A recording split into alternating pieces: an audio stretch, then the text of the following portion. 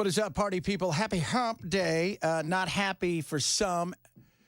All right, Ken, give us the lowdown. What happened at school today? What's the latest? Because we know there's a suicide. I've read 4 different things already, some on Twitter, some elsewhere. It's like there's 2 dead, there's 3 dead, there's 2 wounded. What do we know? Police say 3 students shot, 1 student shot 2 students, then the student doing the shooting shot themselves.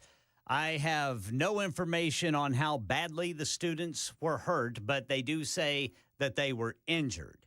This happened in the cafeteria at Antioch High School at 11 o'clock. And since then, the school is on lockdown. All the other students were moved to the auditorium, and parents were being told to wait for instructions on reunification. And that the district would put that out as soon as possible. As you would expect, there is lots of police on the scene, and traffic there around Antioch High School is absolutely bumper to bumper. So parents, you will be notified. From what I'm understanding from the school district, you will be notified by the district, by the school, where to pick up your kids. Okay. If that is necessary. Of course, a lot of high school kids drive themselves. It's a sad situation, and and here's the other sad situation, and you know this, Ken. It's like, okay, was it a murder-suicide? Was it a love triangle? Was it gang? Was it somebody who was angry at something, and we can spin it for our own use in the media? That's what everybody wants to know. Was there a manifesto? Was it? It's obviously it's horrible, but it's, you can already hear, people going, okay, what do we do here? How do we handle this media-wise that's going to get us clicks and likes and whatnot? I just go off what police say. Yeah, and that's all you can do. So we'll keep you guys abreast of everything. If you have a kid there, I'm sure they're trying to reach out to you, and I'm sure parents are going, this is why our kid needs a phone. I get that, but these are very rare. But, keep it right here. We're going to give you everything as it comes to us and as we get it, because like I said, these things, and you know this, Ken, man, from the time the first report comes in to where it ends up settling, you're going to get 90 stories. Oh, yeah. And that's sad. That's sad. All right. It's funny. Being of sound mind and body, we were talking with Chris about the AI. And I will tell you this. First of all, I'm a big proponent of AI. AI is amazing. It's incredible. If you want to talk about things that have revolutionized the world, things that have changed the world, fire, wheel, combustible engine, AI is above it. AI is incredible. The problem is everybody's terrified of it. It's coming for your job. It's coming to do this. It's coming to do that. Look at all this. It is the way that it's come about, and the way that people have. Here's the problem with nerds. Marketing. First of all, they have no idea. It's the truth. My uncle and I joke about it. So my uncle is a big AI guy. I mean, a massive. They create AI. They do AI for government. Let's just put it that way. But the practical use has never been sold to people the right way, because nerds design it. Nerds kind of use it. Kids go, ooh, cool. It can write me a book report. But everybody else goes, it's going to take our jobs away, or it's going to be, it's going to come and eventually kill us all.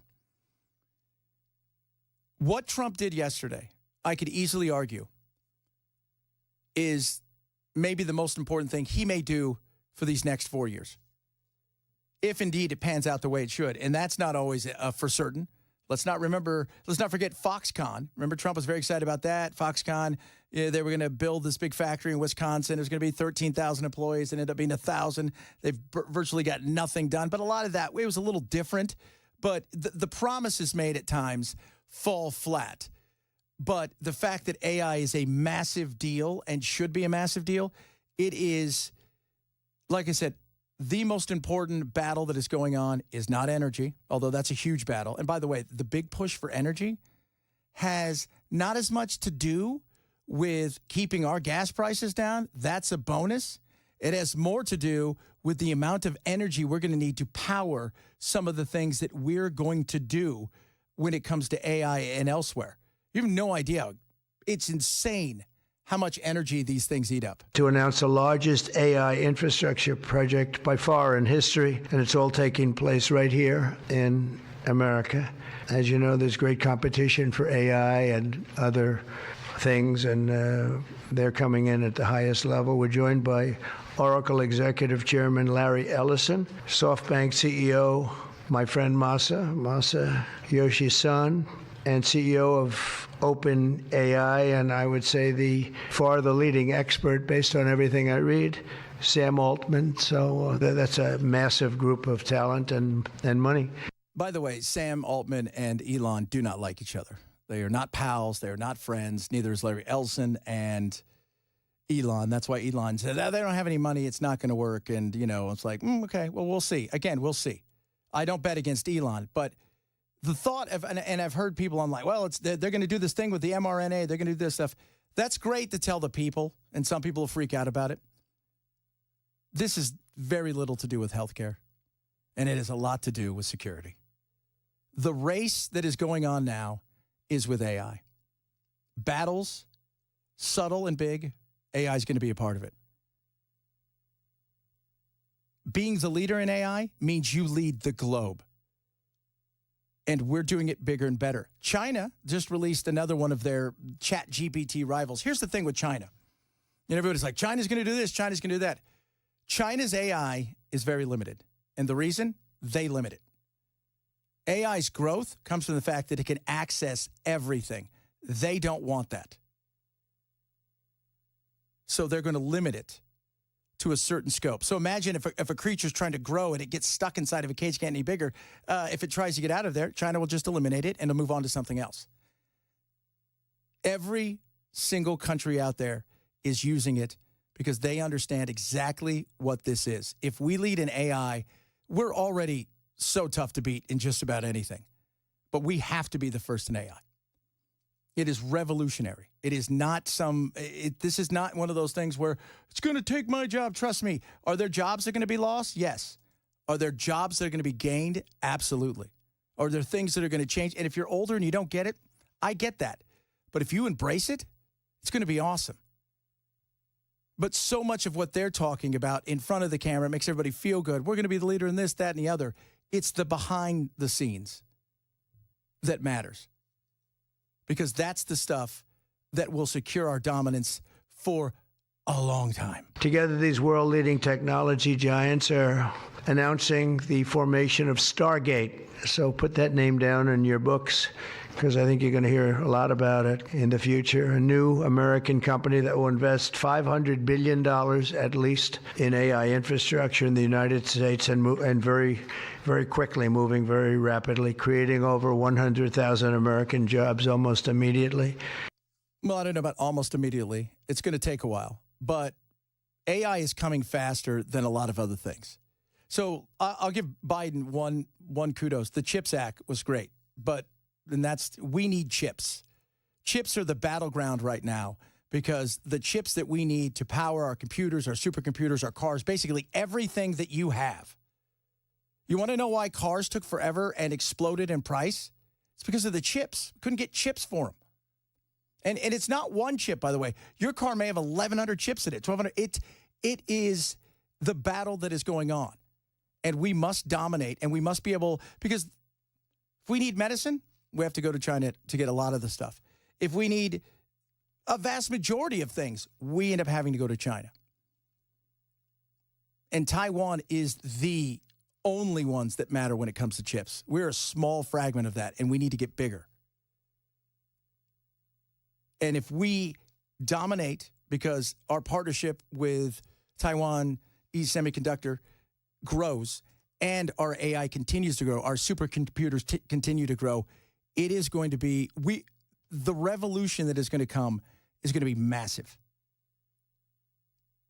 But so much of this is about security, securing our country, securing the future. Yes, the implications for healthcare is going to be great. The implications for what could be coming for a lot of things is going to be amazing. And the speed of which it's going to come is incredible. But you've got to build out the infrastructure first. And that's the race that's going on. And then you've got to have the energy to power it. Because the energy to power a lot of stuff, like the crypto, I do my other show and I do it. I have a show that goes nationwide. And one of my stations is out in Texas. And one of the things to talk about is the fact that you're getting these companies are coming in and they're buying millions of square footage just for things like crypto, just for farms, for crypto. They're building the energy it's sucking out of the towns. That's why the energy battle is as much about powering the future as it is anything else. And this stuff is so important. And some of you are like, well, the mRNA. Look, the way they sold that thing was wrong. I said from the beginning, it's a flu shot. That's all it is. It's a flu shot. How many of you got the flu shot? Some of you probably get the flu shot. So that's all it was. But the way they spun it, and then it became about Trump. And once anything becomes about Trump, all hell breaks loose in the mind of liberals. They lose their blank in mind and they spin out of control. And then it becomes about resistance, right? Why people still, I'm going to wear 7 masks. I'm going to get 47 shots. You weren't doing that to stop COVID. You thought you were doing that to stop Trump. Like that was the thing. So having real conversations about a lot of this stuff. But the AI side of things, I'm telling you, what is coming is incredible. And like I said, working with my uncle, we were working on Chat GPT 3-4 years ago, having the opportunity to beta test it, do stuff. And it was wonky. Don't get me wrong. It was wonky at first. But as it grows, it was awesome. And Chat GPT is fun for people, and it's interesting. But it pales in comparison to what is coming. And it's going to be awesome. And we win. That's the other thing. Because so many other people out there in other countries, they're trying to use this not to better their people, not to give them a future that's amazing, but to make sure that they can dominate whatever they see. And that's why we need to win this. Coming up, a lot of stuff to get today. We're going to have more on the shooting in Antioch. I think what we know so far, at least what Ken has told us, is 3 have been shot, and it is a nightmare in and around there. Talk a little bit about that, a bunch of other stuff to squeeze in today. And it's Wednesday, a little Awoke Wednesday. And, Bell, we have who coming in at 1 o'clock? We have Randy Santil and his lovely fiancée, Katina, and they are YouTubers. They're professional eaters, and they travel the world doing YouTube videos, doing food challenges. And I know this sounds sort of like, what? But if you think about it, when you're doing these food challenges, you have to concentrate on keeping your health up. You got to make sure you're not packing on. I want to know what their I want to know what their lifestyle is like, that they're able to do this successfully and make a career out of it. Yeah, which is you're like, come on. Some of you listening right now, you're like, well, I'm not good at handwriting, Chad, as you talked about earlier, and I can't program a computer, but I can eat. Well, it's a different kind of eating. It's going to be interesting. You know what? Because and by the way, I guess I should mention that Randy's very, very well known. Katina is. She's not as known as Randy, but she does have a good fan base, and they are residents of Nashville. Yeah, they just moved here. Yeah, they just moved here like the beginning of last year. I saw him eating pizza the other day from someplace in Kentucky. And after the interview today, he's going to Lebanon for a pizza challenge. Yeah, it's crazy. It's crazy what they do. Well, it's going to be fun. We promise you that, kids. A lot of stuff still to get to. It is Chad Benson Show. Super Talk 99.7.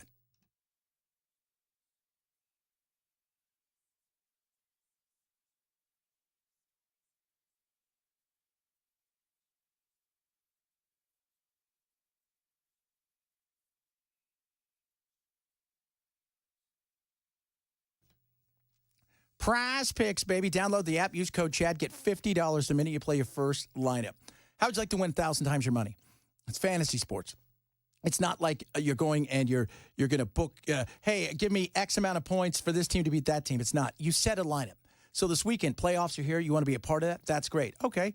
Hey, let's see here. Patrick Mahomes. I think he's going to throw for at least 2 touchdowns. They have 1.5 or above or below. It's just basically up or down kind of thing. It's that simple to do.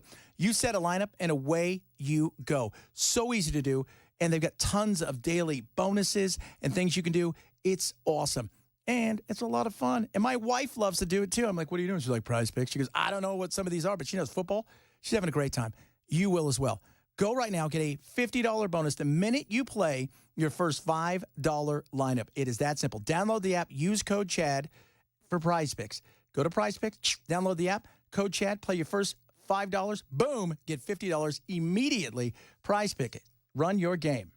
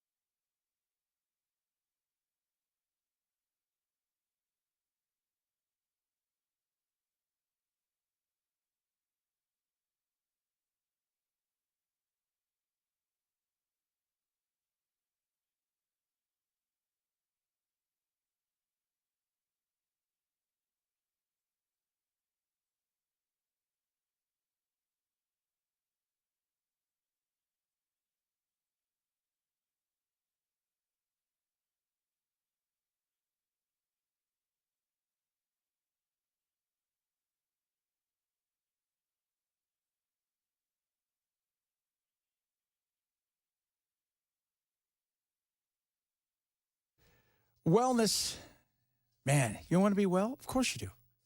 And right now, 47 is in office, and they got a deal for you at the Wellness Institute of Nashville. Are you ready for this?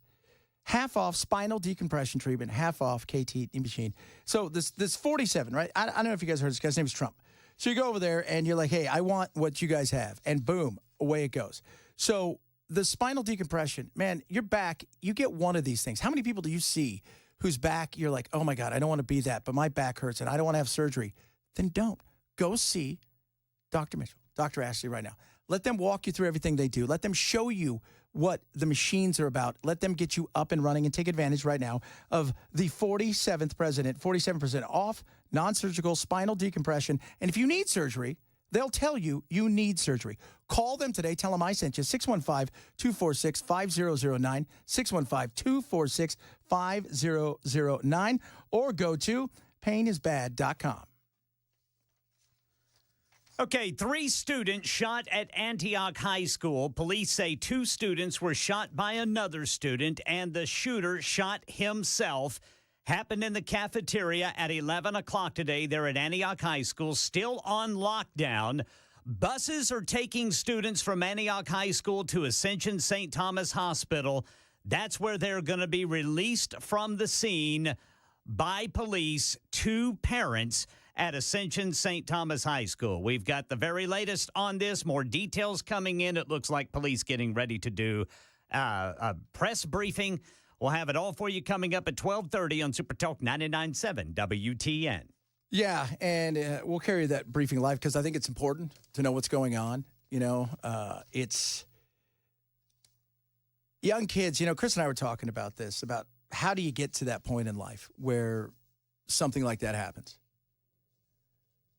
And I said, man, sometimes it is a combination of things. It's bad parenting.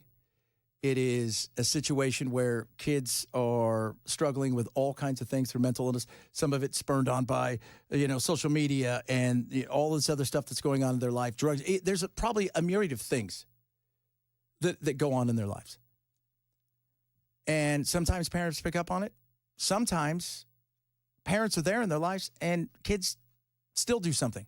You don't know what happened. Could this have been, somebody's like, why aren't you talking about this? Because we don't know. The reality is we know that there was 3 students in a shooting. We're looking at the news right now. Our partners over at WSMV. Reunification Center, I guess, is open right now. But these things happen and they're always fluid. And, we've been here before where we start talking about something. And from the time that we start talking about it to where it ends up being, it changes several times. And in a world where everybody wants instantaneous access, it's about getting something like this right. And we don't know what happened. Somebody shot 2 people, turned it on themselves. That's it. They're saying 3 students hurt. Does that mean the shooter doesn't count and it's 3 other students were hurt? Or is the shooter dead? And see, these are all things we're still trying to figure out as well. And it's a zoo around there. But it's a horrible situation. And you wonder what caused somebody to do that, to bring a gun to school. And somebody said earlier, like, why don't they have metal detectors? My God, who wants a metal detector at school? I've been there when I was a kid in Long Beach. That's not fun.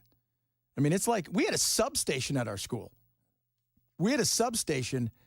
Yeah, like Bell's looking at me and go, what? What's the substation? We had police officers that there was a substation on the school. Oh, okay. I see what you're saying. The way that,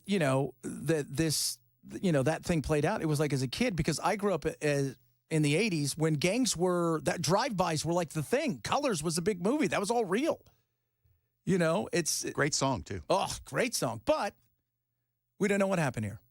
And this is where, too, if you're a parent, you're like, this is why my kid has to have a phone. This is why, so they can reach me.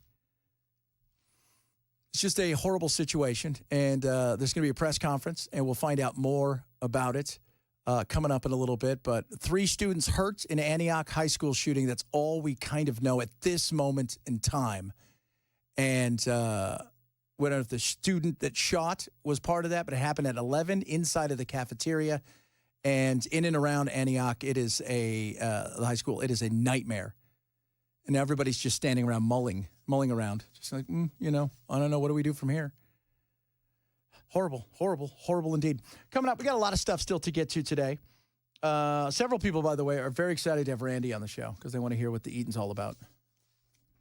Yeah, this is good. This is going to be a good interview. It's going to be off the beaten path, but it's also going to be much more interesting than you might think. It's life, right? Like, do you just talk politics 24/7 with people? No, you talk life. And having a human being go, I'm going to eat 9 pounds of pizza in 45 minutes, I find that fascinating.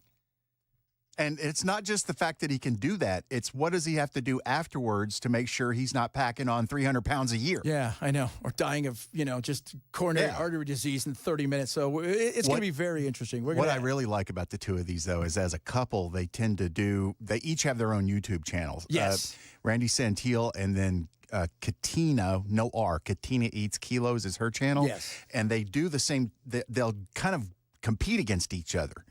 So it's fun to watch one of them crush a meal and then the other one come in behind and try to beat their time. I watched her eat some stuff that was so hot the other day. I thought she was the one where she wasn't allowed to have any beverages? Yes, and, it was. And she had to tap out? Brutal. It is brutal. So it's going to be fun. And Randy finished it. Randy actually got everything down. Yeah, see, so that's what we do, man. We do fun here. We do life. And speaking of life, like I said, we're going to have the latest. Ken's going to have all the latest. And if and when there is a full report or some sort of press, we will probably go to it as there, again, a shooting, Antioch High School, 3 students hurt is all we know so far. Of course, that could change in 2 seconds. So make sure you keep it right here. Super Talk 99.7.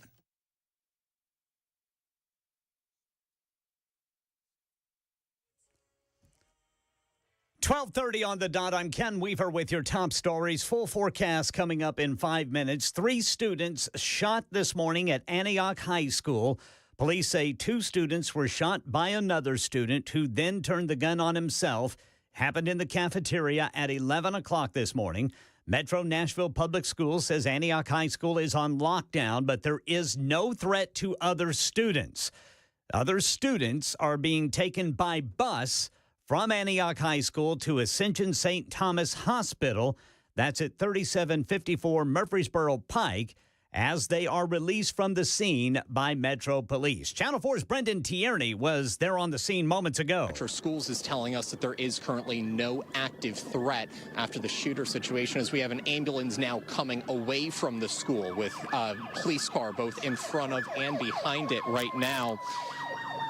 And again, an ambulance coming past us right now, Metro Fire. On the drive down here, I did have 2 ambulances come past me on I-24 as well. Courtney Allen is at Vanderbilt Children's Hospital. At the Vanderbilt Hospital, right outside of the Adult Emergency Center. We got here about 10 minutes ago, and I can tell you that shortly after we arrived, so did an ambulance. It pulled back into the bay here. It is the second ambulance over. And when that ambulance pulled in, those 2 Metro Nashville police officers you see told us to get on the other side of the street. They told everyone to back away from the area, and since they have been moving traffic through. Now, shortly before that ambulance pulled in, a Vanderbilt spokesperson told me that she could not confirm whether students shot at Antioch High School had arrived at the hospital yet, but she did say that any students from that incident would be going here to the adult hospital. Again, this ambulance backed in just about 10 minutes ago. We're working to get more information on who was in it and more information from this hospital. They say that they're going to give us updates as soon as they can, but they're trying to confirm things themselves. Again, you can see Metro police officers on scene. We'll bring you more information when we get it. And drivers Hobson Pike at Murfreesboro Pike is closed. This entire area around Antioch High School is closed off to traffic.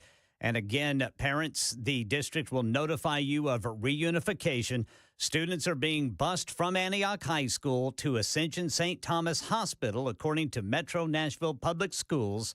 And they are doing that as police release the students from the scene. That's the latest news. We will have updates whenever it merits, or your next update is coming up at the top of the hour. I'm Ken Weaver, WTN News.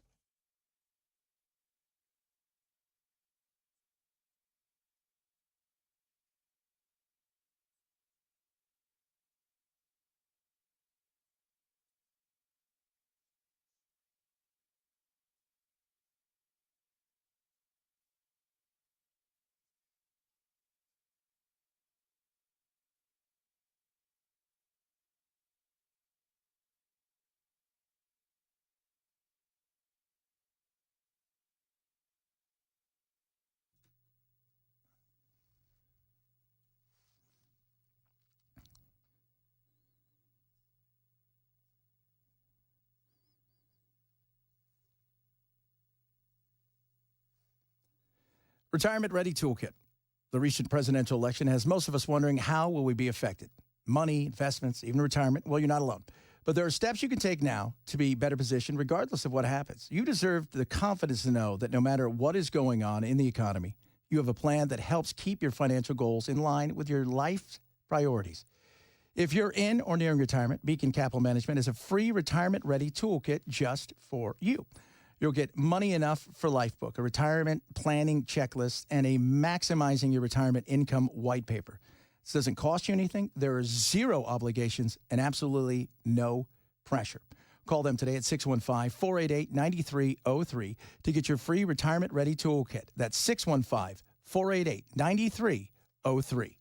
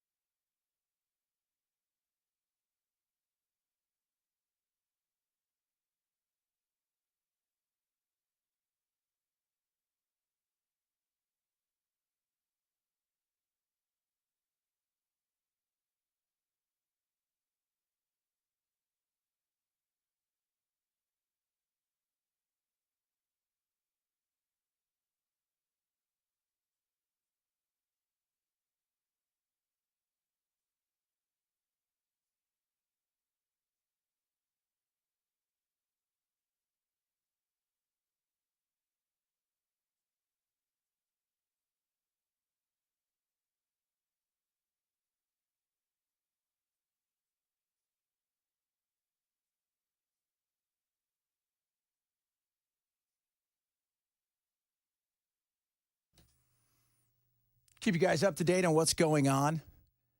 Antioch, 3 students shot. Don't know anything other than that, you know. And these things are they're fluid situations. They happen, and information changes. And part of that is because the media right now is trying to grab information from people that maybe saw, and then sometimes it's a telephone game. I saw something, who told somebody something else, who told somebody something else. You see a microphone, you go tell somebody. By the time it gets to that person, it is all changed. You guys remember the movie Fast Times at Ridgemont High? Do you remember when they were talking about when Jeff Spicoli called him the Richard? And by the time it was at lunchtime, people were talking about how Jeff Spicoli stabbed him. Right? Do you remember that? Like, that's not what happened. But that's what happens in these things. My friend's sister's cousin's uncle told me that Ferris is almost dead. That's it. Exactly. And those are the things that happen. And that's why these situations are frustrating.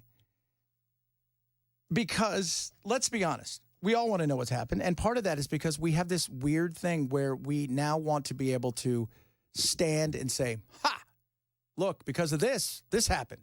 Or because of that, this happened. Somebody joked that yesterday Trump got rid of the website, the gun control website at the White House. First of all, I didn't even know there was one of those. But still, that's part of where we are nowadays. Is there a story to be told? 3 kids got shot for whatever reason. I don't know what it was. I don't know if it was beef, as the kids would say. I don't know if it was a love triangle. I don't know if it was gang-related. I don't know if it was... we don't know anything. And the question is, why do we want to know so bad? Is it because we're hoping and praying for the kids? Or is it because there's, hey, I want to be able to say this? I mean, and that's a sad thing because I think 10 years ago it wasn't that way. But I think nowadays, when everybody runs out, when something like this happens, if it's an adult, they run out and the first thing they want to do is go find out what their social media is so we can talk about social media. And did this person do this because of Trump or because they hate Trump or because of this? And that's a shame. And that's awful. And you went to school today and you got shot. Or you went to school today and somebody got shot that you were sitting there talking in the cafeteria. It's crazy. And a lot of you are asking questions like, well, why don't they have metal detectors? I understand that question. It's a damn good question. I mean, think about that for a second. You don't want your school to feel like it's locked down. That's the thing that's scary. It's like, okay, so we just have metal detectors everywhere. And we have cameras everywhere. We lock it completely down out of the sense of security. That's a tough thing. Because as a kid, you're walking through stuff. And you're thinking to yourself, man, is it this bad? Like, is it this bad to go to this school? And you don't want that. You don't. But I understand the want for safety. And there are schools out there that, man, you know what? Metal detectors and then some is what you need. But then if you have metal detectors, SROs are great. This seems like it was something quick. This wasn't an active shooter. It probably was personal, which is another sad thing. Because the minute people find out, take Chicago, for instance, or here, somebody goes in and shoots up 5 or 6 people, and it's a guy that can't get a date, who's angry at the world, who is whatever reason does that. It's gun control, gun control. Chicago, Los Angeles, big city, 10 people shot at a house party. Well, it's gang related, so it doesn't matter. You're like, no, that's not the way that should work. And that story will go away quickly because that's what we do. Now the question is, where did the kid get the gun? Mom and dad around? Is there no dad? Is there no mom? Was this a kid at the school? Was it a kid that got kicked out of school? We don't know. But the want for so many people to be right has gone away. Now it's be first. Be first. And that's all that matters. And that's why I was saying earlier, people are like, why aren't you covering more of this? Because we don't know more. They're supposed to have some sort of do we know what time the presser is? Anybody ever can? Anything? No idea. Just that the media is in its staging area, and that's where whomever gives the interview will go to. He will go to where the cameras and the microphones are set up. It looks like it is across the street from the Ascension St. Thomas Hospital there, where the school buses will be dropping off the other students from Antioch for reunification with parents. And it looks like one school bus has arrived. Okay. So we're going to, if we have it coming up here, we're going to make sure that you guys get to hear all of that because I think it's important. But watch how fast everything changes if it's not maybe what you're looking for, which sounds totally weird, but I don't BS you guys. I'll tell you guys the absolute truth. I'm not one of these people that I always say to myself, I'm not a journalist, but I do everything I can to make sure that you have all the information because that's important and the right information, not information that is pushed in certain ways as we see. And that's what happens with the media, right? If this turns out to be something that was like, oh my goodness me, look at this, and they could sell it for gun control, they will. They don't care about the kids. Nobody wants kids to get shot, but it's about the movement, right? That's what it's about. Everything's about the movement. If it was the guns that were causing this, back in the 60s and 70s when you could just walk into a Kmart and buy a gun with cash with no background check, why weren't there massive shootings back then on a regular, ongoing basis if it's the guns? That's a great question. Why don't spoons make you fat?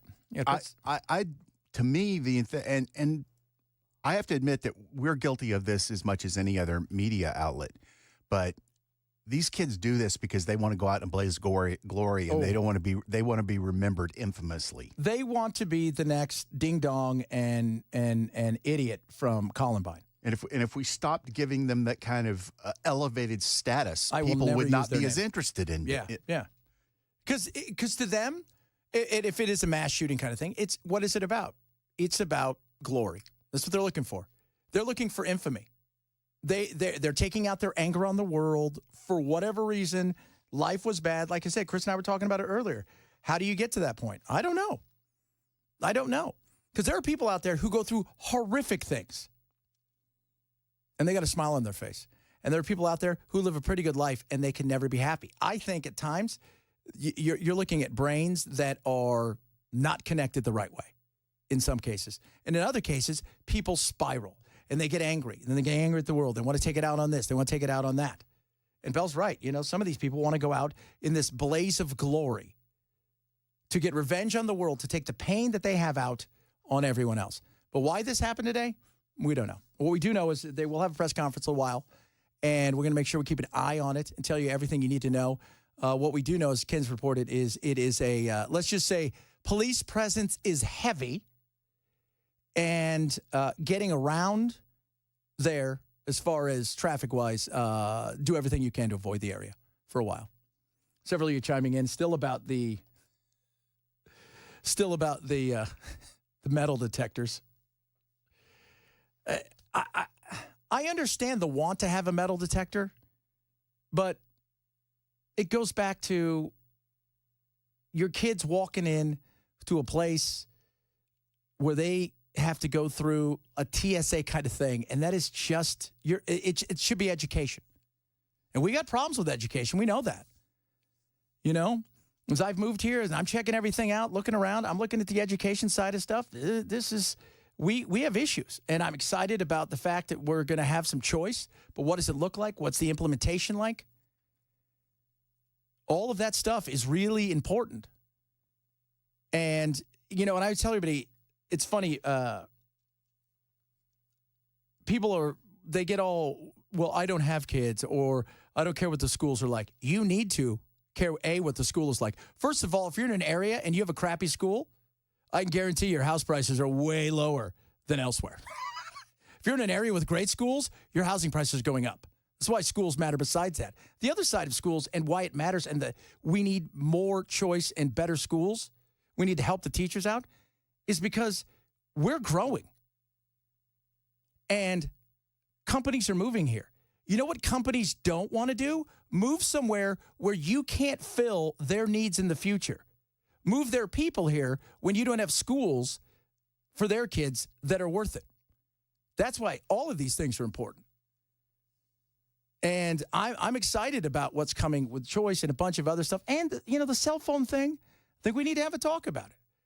I, myself, who was it? Was it Lambert? Who was the one who had the cell phone bill that we were in here with? Sapicki was talking about it. Sapicki, yeah, I think it was. The cell phone, I don't think kids should have the cell phones at school. I think they should carry them with them. I got no problem with that. I think they should put it in their little bag, right? And, carry it around the rest of the day. And if they're at lunch, they can have it. I got zero problems with that. But we need to get back to being connected. Yeah, Sapicki was saying basically there'll be like an organizer over the back of the classroom entrance. Yeah. And you just put your phone on vibrate, drop it in there, and you pick it up when you leave class. My son has a little bag in San Diego. They put it in this little, I don't know, I forgot what the bag's called. And it's got like a little lock on it, and that's it. It's in the back of his thing. And if at lunch, he can take it out, but he can't take it out in between classes. Just at lunch, and that's it. Is that your rule or the school's? That's the school's rule. Oh, okay. And it's working.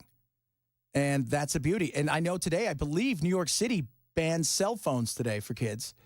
But if you go and look at the data, and not just the data about the numbers when it matters, as far as the test scores, look at the data when it comes to how kids are interacting with each other, the stress that comes off of them, because they're not having to compete not only in the classroom and what somebody looks like in the outfit they wore, but also online, which is, I think, a huge deal. And it takes a lot of pressure off them. And you know what? When you find out you take a lot of pressure off, maybe you take pressure off people who are struggling in ways that we don't see. Very interesting. But we will have the latest coming up with Ken here in a little bit. A bunch of other stuff to get to. Remember, coming up in a little bit, the man, the myth, the eating legends are going to be here. Randy Santil and Katina from Katina Eats Kilos. Oh, kilos, kids, kilos. I want to know why she said kilos instead of pounds. Because it's Katina and kilos. So that'll be interesting. So we're going to have them up coming up here in a little bit. It's Chad Benson Show, Super Talk 99.7.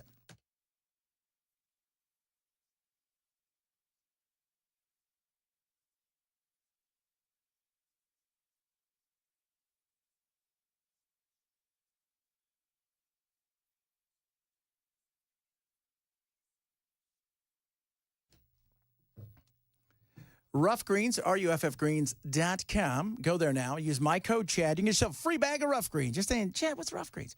It is a supplement. It's powdered form. You put it on top of your dog and your cat's food because they have meow greens, and it is awesome. When I mean awesome, dog food, right? Dead. It's meant to live on a shelf. Cat food, super dead. Meant to live on a shelf. These two things really aren't great for your animals, but it's kind of what we do.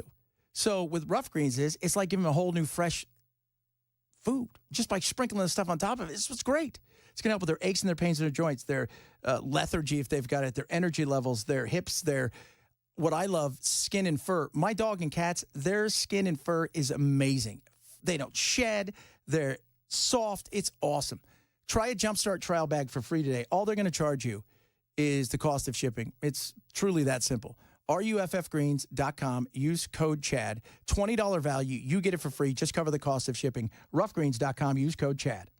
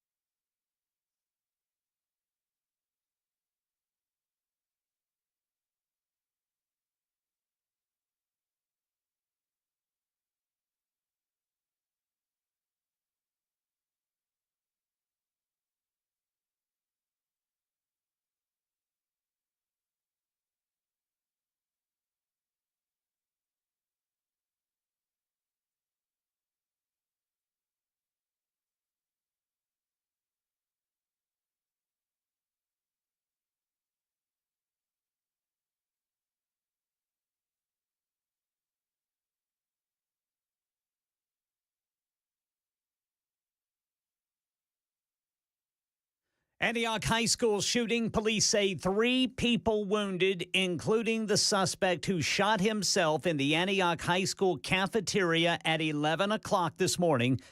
The threat is over. There's no longer a threat at the high school. Remaining students are being bused to Ascension Medical Group on Murfreesboro Pike for parent reunification. We'll get you all the details. Even talk to some of the parents who are out there coming up at 1 on Super Talk 99.7 WTN. We're going to keep you guys abreast of what's going on out there. What I'm seeing now is 1 dead, 2 hurt. Why? That's the big question. A lot of you are chiming in. Why? Why didn't they have this or why didn't they have that? I'll be honest with you. They may have had metal detection. Somebody wants to do something. Who's watching the metal detection? Who's coming through? I have no idea. But when they do have their press conference, and I think that's going to be a bit still, they're still trying to gather all the information as possible. We're definitely going to carry it because, you got people chiming in. A lot of people want to know exactly, what took place. And it's understandable. We're curious. We're a curious bunch. But, was it gang-related? Was it a love triangle? Was it gangs? Was it turf battle? Was it depression? I have no idea. Where'd they get the gun? Again, no idea whatsoever. And several people also chimed in about, even back in the day, like you said, Bell, the thought of people, used to walk in and buy something from Kmart or something like that, which was crazy. But think about this. There are kids, you guys listening out there, some of you are older, you used to drive to school. You had guns in the back of your car because you went hunting. No big deal. Not you, Bell. You wouldn't go hunting. I went hunting. No, with your bare I went hands. hunting with my cousin. Used With a your shotgun. bare hands, Bell. That's how you hunt. So, but we are going to definitely hear from some people. I see them picking up all the kids right now, and they're moving them off-site. Lockdown. I have a feeling school's going to be canceled for the rest of the week. Somebody even chimed in and said that they had their kid was supposed to go there for a wrestling match or something today. So now SMV's reporting 1 dead and 2 hurt? Yeah, 1 dead and 2 hurt. My assumption is the shooter is dead and 2 others were injured. And I'm sure we will find that out. I don't know where do we know where they took him? Did they take him to Vanderbilt? Is that where they took him? No, I don't believe it was Vanderbilt. It was somewhere closer. Oh, it was is? Vanderbilt. Okay, so there we go. So there we go. As soon as we have more information, we'll definitely get it to you. We're going to switch gears a little bit because, quite frankly, every once in a while you need to take a deep breath. And these guys do, guys and gals. Coming up after the news, we'll talk about eating. I'm very good at it. They're better at it, which is really weird because they've turned it into a living. It's the Chad Benson Show, Super Talk 99.7.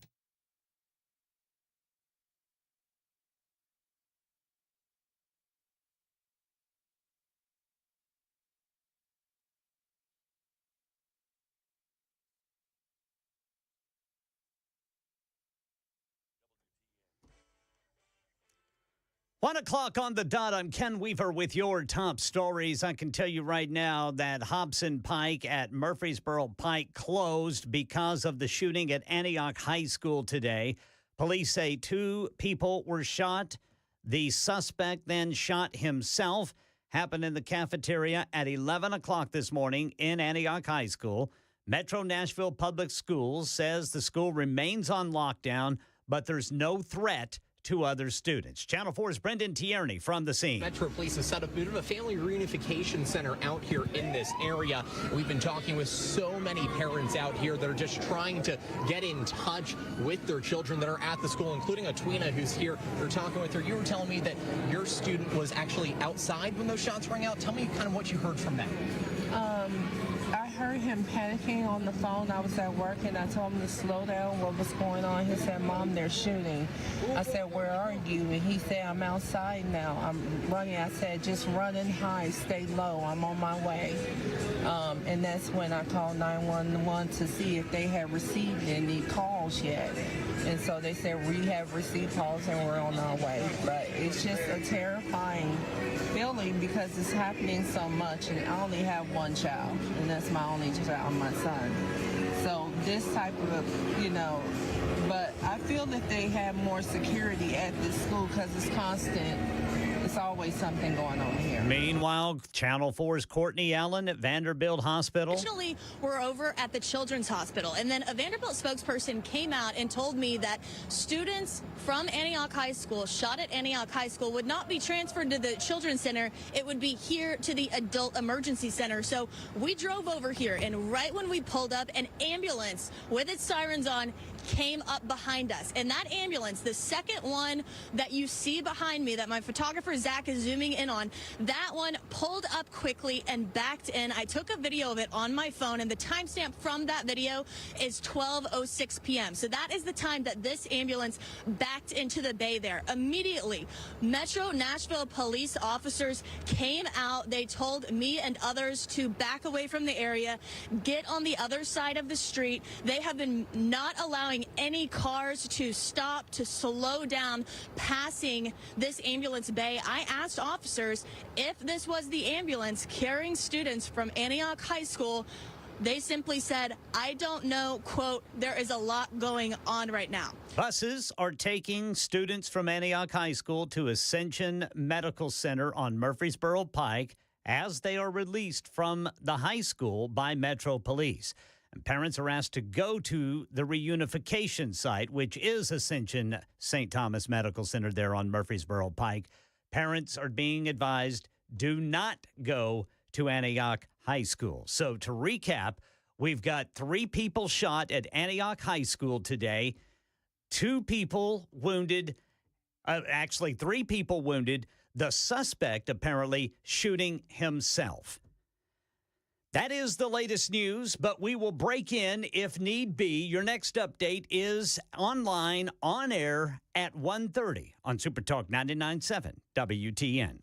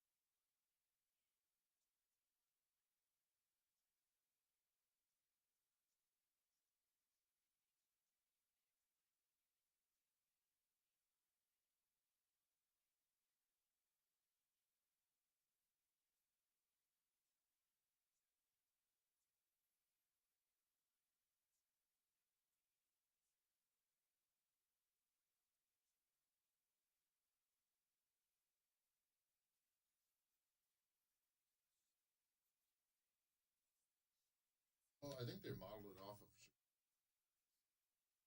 of. All right. We are live. Again, we will keep you abreast of everything going on at Antioch High School. 1 dead, 2 hurt, and there will be a press conference at some point in time, and I still think we're a ways away from that. We're going to change gears here. You guys are new to the show. God bless you. Thank you for paying attention. I don't do politics 24/7, talk about life. And Bell said, hey, we should get them on. They just moved out here to Tennessee. I said, you know what? Let's do it. Because I like to eat. One of the few things I know how to do.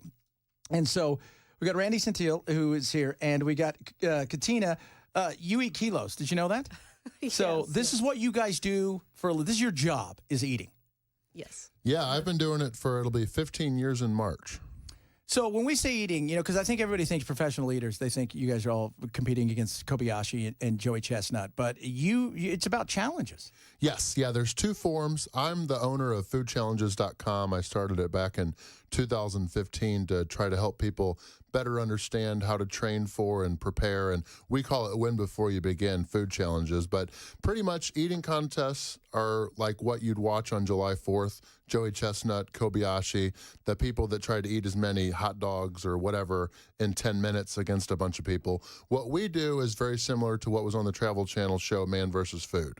So there's been a couple hosts, like today after this, we're going to Lebanon, I don't know how you say it. We're pretty new to Nashville. Lebanon. Yes, Lebanon. So we're going to the CC's Pizza there, and then we'll have either a half hour, I think it's an hour, to eat between the two of us. It'll be like 11 pounds, 1 or 2, maybe 3 toppings. We might add some more just to make it more of a challenge, but it'll be a 28-inch diameter pizza. We'll have 1 hour to finish, and whether you win or lose, you pay $50.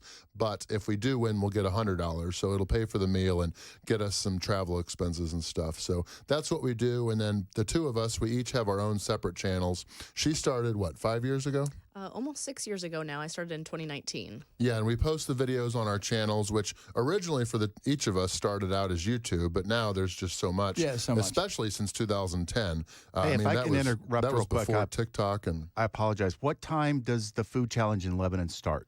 it is going to be at 4. And do you happen to know off the top of your head what the address is?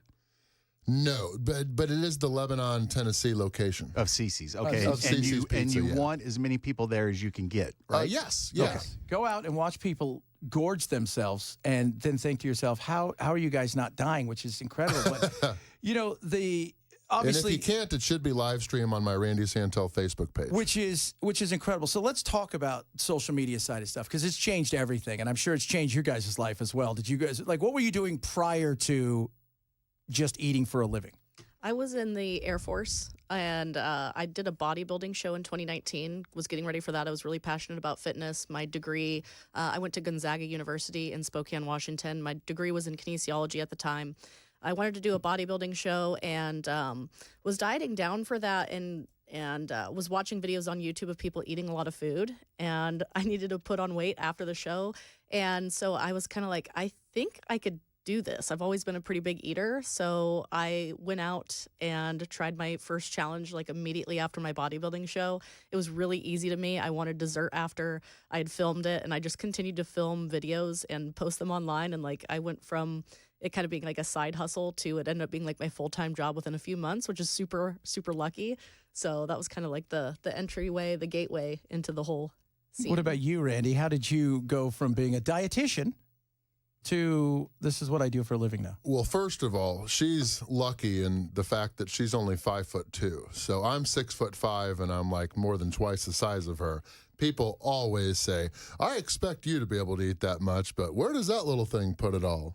So it took me 8 years to actually get my social media up to the point where I didn't need to live with my mom and dad or do something like that. And she was able to do it a lot quicker. So that was one of the first things that really, that I loved about her, and how it all went really fast for her. But actually, my first career was construction management. So I got a degree in construction management from Missouri State University, and then moved up to Kansas City, Missouri to do that. And I did that for a few more years, but similar to her, I competed in a national body transformation contest sponsored by Men's Health Magazine and the TV show Spartacus. Did you ever watch that on Stars? Yes. Yeah, they're coming out with a new House of Asher or something series. But I competed in a body transformation contest, and I won. I went from 253 pounds down to 220, took my final photos and stuff, and then for winning, I got a trip to Auckland, New Zealand to appear on the set of Spartacus. But a week after doing the final photos, my buddy had invited me to do another 28-inch pizza challenge, which was my first one in St. Louis, and we had an hour to finish a 2-topping, 11-pound pizza, and we did, and we got a check for $500. And so everything just started from there. Wow. But yeah, I did construction until 2013, and then I jumped all in to being a full-time YouTuber and an influencer. And then in 2016, I decided to go back to school to become a registered dietitian. So it's taken me a long time to do. To be a dietitian, you have to have a 3-year or a 4-year really degree. I only needed 3 because I already had a degree. Because you know how to eat.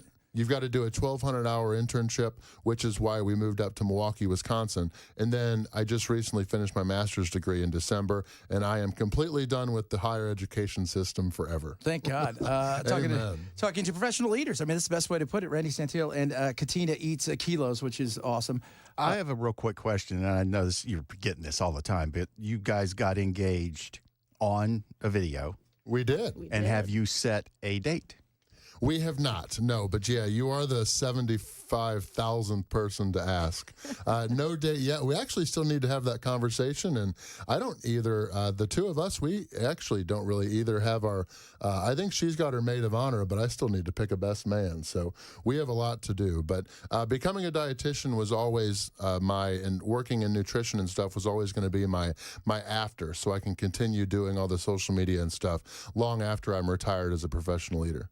So, full-time gigs, how do you guys choose what it is going to be the battle that is going to go on for the food? Do people come to you? Do restaurants come to you? Or do you see something and say, we got to do that?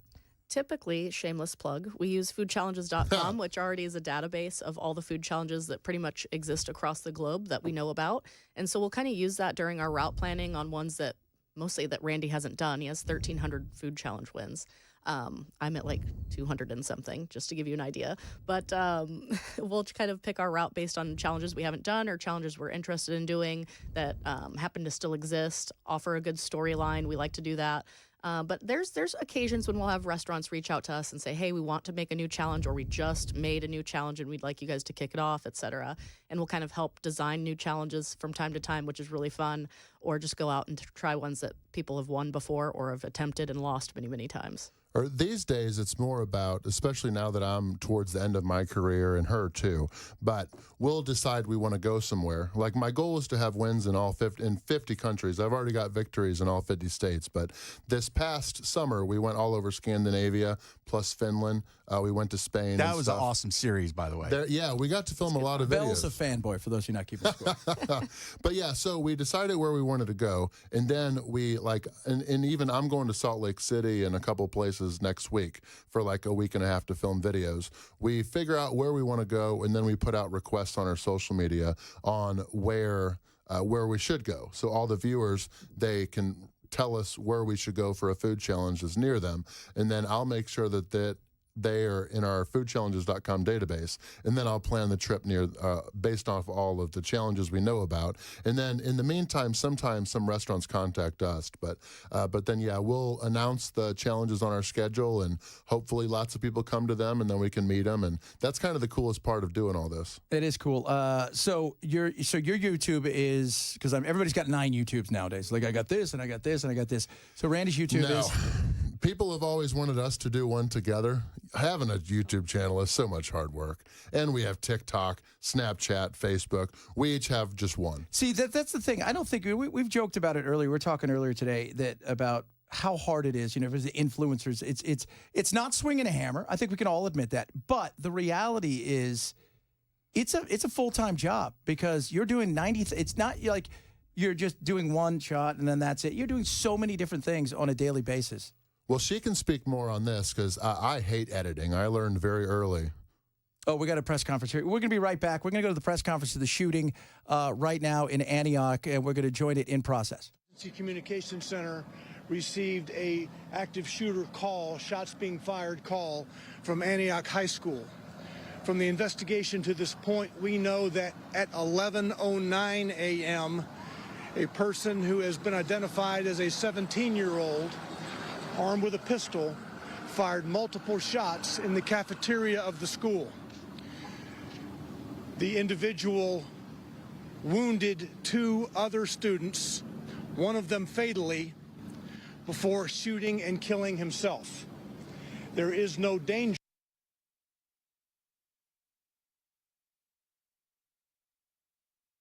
The building. There is no danger at the school. The police department's SWAT team has cleared the building. We have identified the shooter, again, as I said, a 17. Is advancing now. One of the persons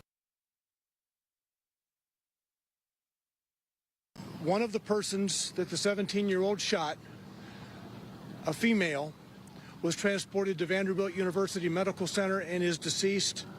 A second individual wounded, also a female, has what is being described as a graze wound, and she at Vanderbilt, and she is in stable condition at Vanderbilt. This investigation is being led now by the police department's homicide unit, and there is quite a bit of work to be done. That's all I have at this moment. I have no names to give you of the individuals yet. As we have already issued on social media, we have a family assistance center at Ascension across the street from us. There are a lot of school buses at Antioch, and those school buses are going to be transporting the students to this lot across from us here at Ascension.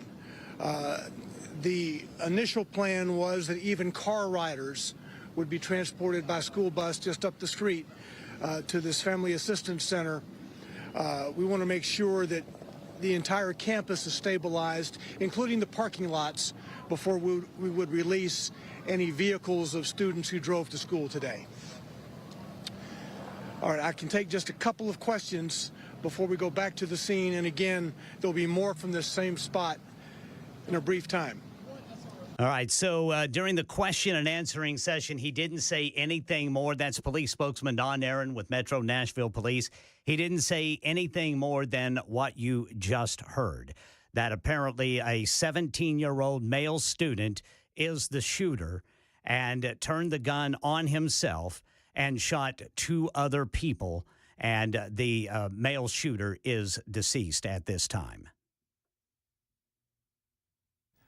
So there you have it. We're going to keep you guys abreast of everything that is going on today. When we invited them in, we didn't know there was going to be a shooting and craziness, but we'll find out more, I'm sure, throughout the day. It's just, again, everything's, and you guys know this. I mean, we've had this already with a shooting since I've already been here where things change, but two dead, including the shooter at school, 17-year-old, and we'll find out more of what happened, and I'm sure there's going to be a lot more that is going to come out of this in the coming hours and days, because the kids are going to get out there. They're going to talk to the media. You're going to hear all kinds of stuff. So make sure you keep it right here, and we'll have everything you need, including the traffic in and around there as well. Back to what we were talking about, something a little bit calmer, nicer. We were talking about, so many people have been asking me, like, to ask them if they've eaten here, eaten there, the food. Oh, I got a better question. Have either of you done a challenge, powered through it, won it, and then been like, man, we got to go back there for date night. That place is great. I would say there actually was a place in Milwaukee with a completely unrelated food challenge, but wouldn't you say Crafty Cow? Crafty Cow, yeah, we've been to Crafty Cow and Crawdaddy's too. But the crazy thing is that their challenge was actually this crazy spicy challenge. It was like a ghost pepper, scorpion pepper fried chicken sandwich with, like, I don't know, it was like 3 or 4 tiers of, like, 3 tiers of spicy chicken. And for those that don't know, we spent 3 years living in Milwaukee. Yes. But as far as Nashville, not yet. I went to Legendary Milkshakes. Have you ever been there? No, not yet. Oh, yeah. They've got those, like, massive deluxe shakes where their challenge is basically to drink a gallon of milkshake, and then each milkshake has a whole bunch of desserts and stuff on top of them. That was terrible. It was a delicious challenge, but do they give you the diabetes when you come in, or do you have to wait for that to be built up? No, I felt like it after, but I would like to go back there. But no, we've been to a lot of delicious food places here, and we still have so many more to go to. We just went, it's pretty nearby. We went to Tailgate Brewery to watch the football game this past weekend, and their pizzas there were phenomenal. They almost rival what my old favorite was the Stillery. Okay. And then we're still open to figuring out where the best barbecue is in Nashville. We've been to Edley's a couple times. We've been to Martin Barbecue. And then we've heard we've got to go more places too. I actually like the catfish at Edley's. So. Oh, there you go. Talking to yes. I think what people tend to forget, at the core of what you do, you guys are entrepreneurs. You are running your own company, and do you at any point feel like you have an exit strategy where you want to go after you're done with food challenges? Well, I was kind of talking about that earlier, as far as I always kind of knew that I was going to be done with food challenges eventually. And I felt bad for there were so many channels my whole time in my career with YouTube that there'd be these people that's exhausted their lives in so many years building up their channel, and then they had nothing to do with it after. So my goal was to always really, especially since 2012, do the food challenges and then transition over to helping people better understand nutrition and weight management, which goes perfectly with her because I focus more on the nutrition and stuff, and then her degree was in kinesiology, so she knows not only about a lot about nutrition, but also sports science and exercise and fitness and stuff. So we'll be doing stuff like that with our channels after we're done with professional eating. So if everyone wants to reach out to you, because we're going to have to go because we got all this other stuff happening. If people want to reach out, first of all, they want to come down to CC's today to go and see you guys. You're going to be there eating 500 pounds of pizza. What time? Yes. It'll be at 4 o'clock. The CC's in Lebanon, Tennessee, and then follow us on social media and my randysantel.com schedule for more updates. We'll be going to a couple more places around Nashville in the coming months for some food challenges. This is going to be awesome. And if you want to go to the one today at 4, that's at 155 Legends Drive in Lebanon. And you're going to live stream it on your Facebook. It'll be on my Facebook, yeah. But we'll be back at one of the Nashville, where's the burger place? Jack Brown's, and there's some others that we'll be doing. Right on. I appreciate you guys coming in today. I wish it was under better circumstances, obviously, because of the shooting and stuff. We got to jump. But they want to get to all of your social media. Katina Eats Kilos. Katina Eats Kilos. You can find me all across social media, YouTube, Facebook, TikTok, Snapchat. Yeah, and she edits all of her videos. She does a hell of a job. And you? I do not. No, editing sucks, as I was saying before we broke. But I have somebody do that, which I smile a lot more because of that. All right. So we're going to jump. Appreciate you guys coming on today.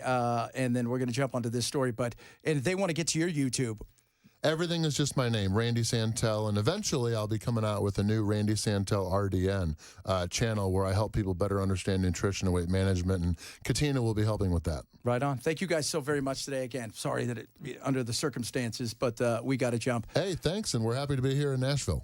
There's a lot of stuff we still got to talk about here. Obviously, the shooting, reunifications going on. Parents are speaking. It is a horrible situation. We know it's 2 dead. Shooter, girl, what happened, what took place, what we're going to find out. Again, the briefing was that. It was brief. But we're going to jump on that and get the latest from Ken and everything coming up right here. It is Super Talk 99.7.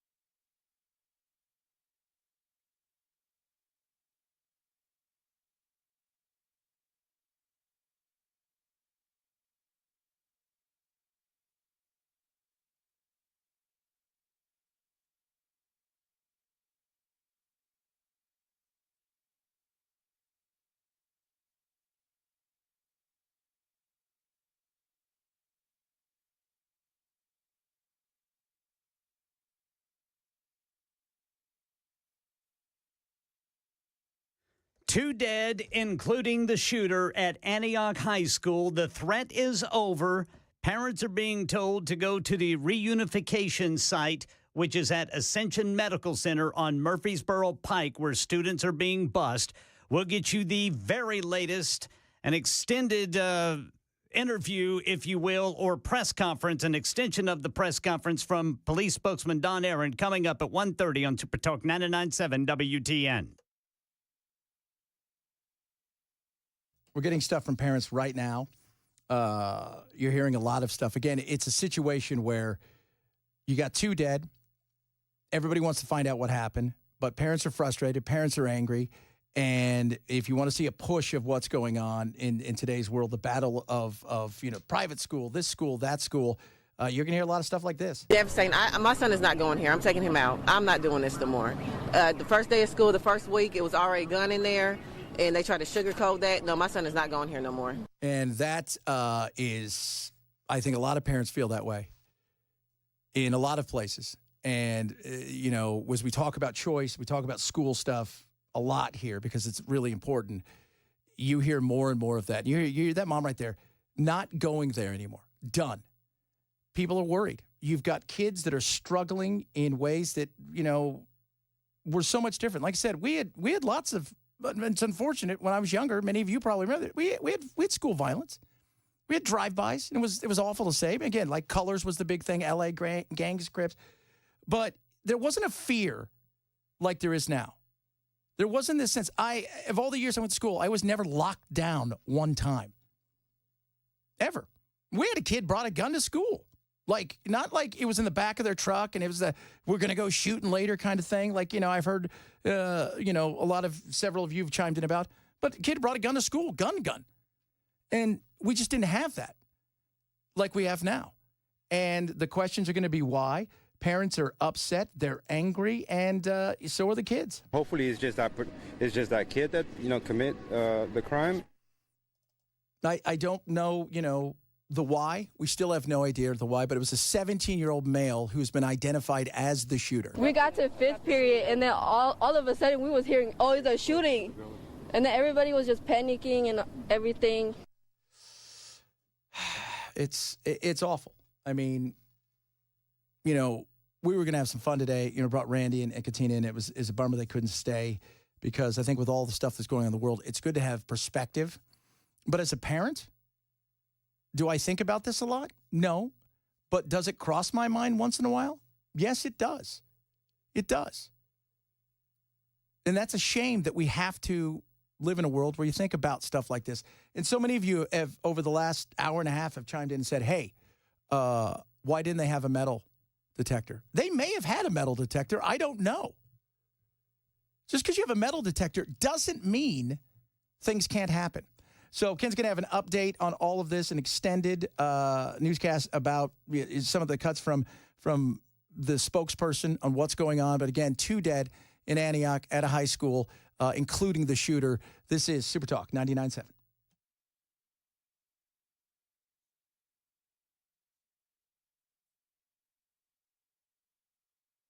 $1:30 on the dot. I'm Ken Weaver with your top stories. Traffic around Antioch High School is at a standstill. Police have closed Hobson Pike and Murfreesboro Pike while this situation continues. We have 2 dead, 1 injured in the Antioch High School shooting this morning. The suspect dead after turning the gun on himself. Parents advised to go to Ascension Medical Center on Murfreesboro Pike for reunification. Students are being bused there from Antioch High School. This is Metro Police spokesman Don Aaron. At 11:11 this morning, the Emergency Communications Center received a active shooter call, shots being fired call from Antioch High School. From the investigation to this point, we know that at 11:09 a.m., a person who has been identified as a 17-year-old, armed with a pistol, fired multiple shots in the cafeteria of the school. The individual wounded 2 other students, one of them fatally, before shooting and killing himself. There is no danger at the school. The police department's SWAT team has cleared the building. We have identified the shooter, again, as I said, a 17-year-old, and the investigation is advancing now. One of the other people shot, a female, is dead. I think you might have heard him say that. Another female who was shot has what is described as a graze wound.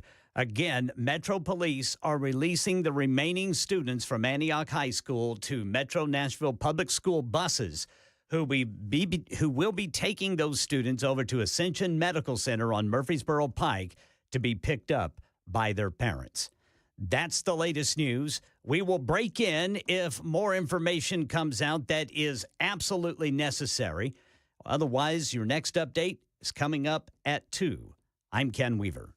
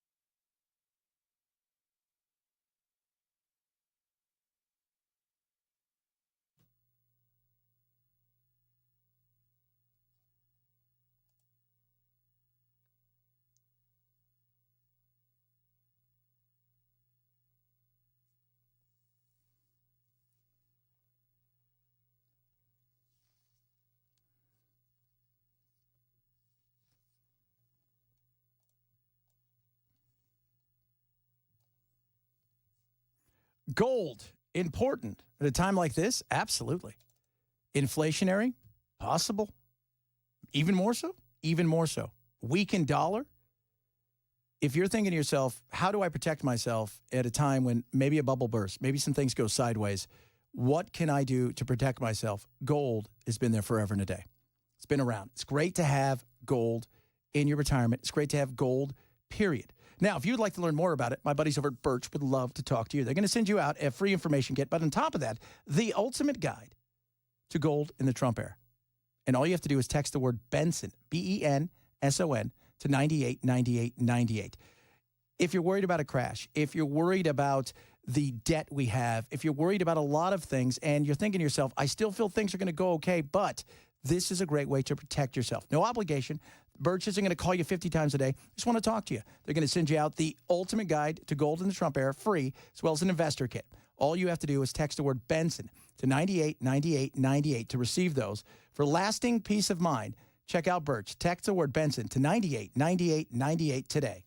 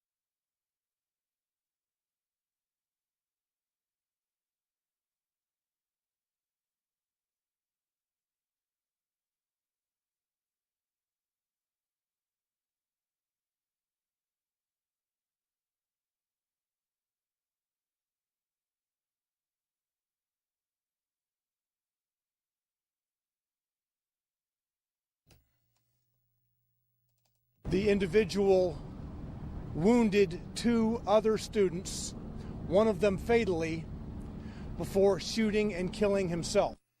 That right there is the spokesperson, Don Aaron, talking about what took place today at Antioch today. So 2 dead, 1 was grazed.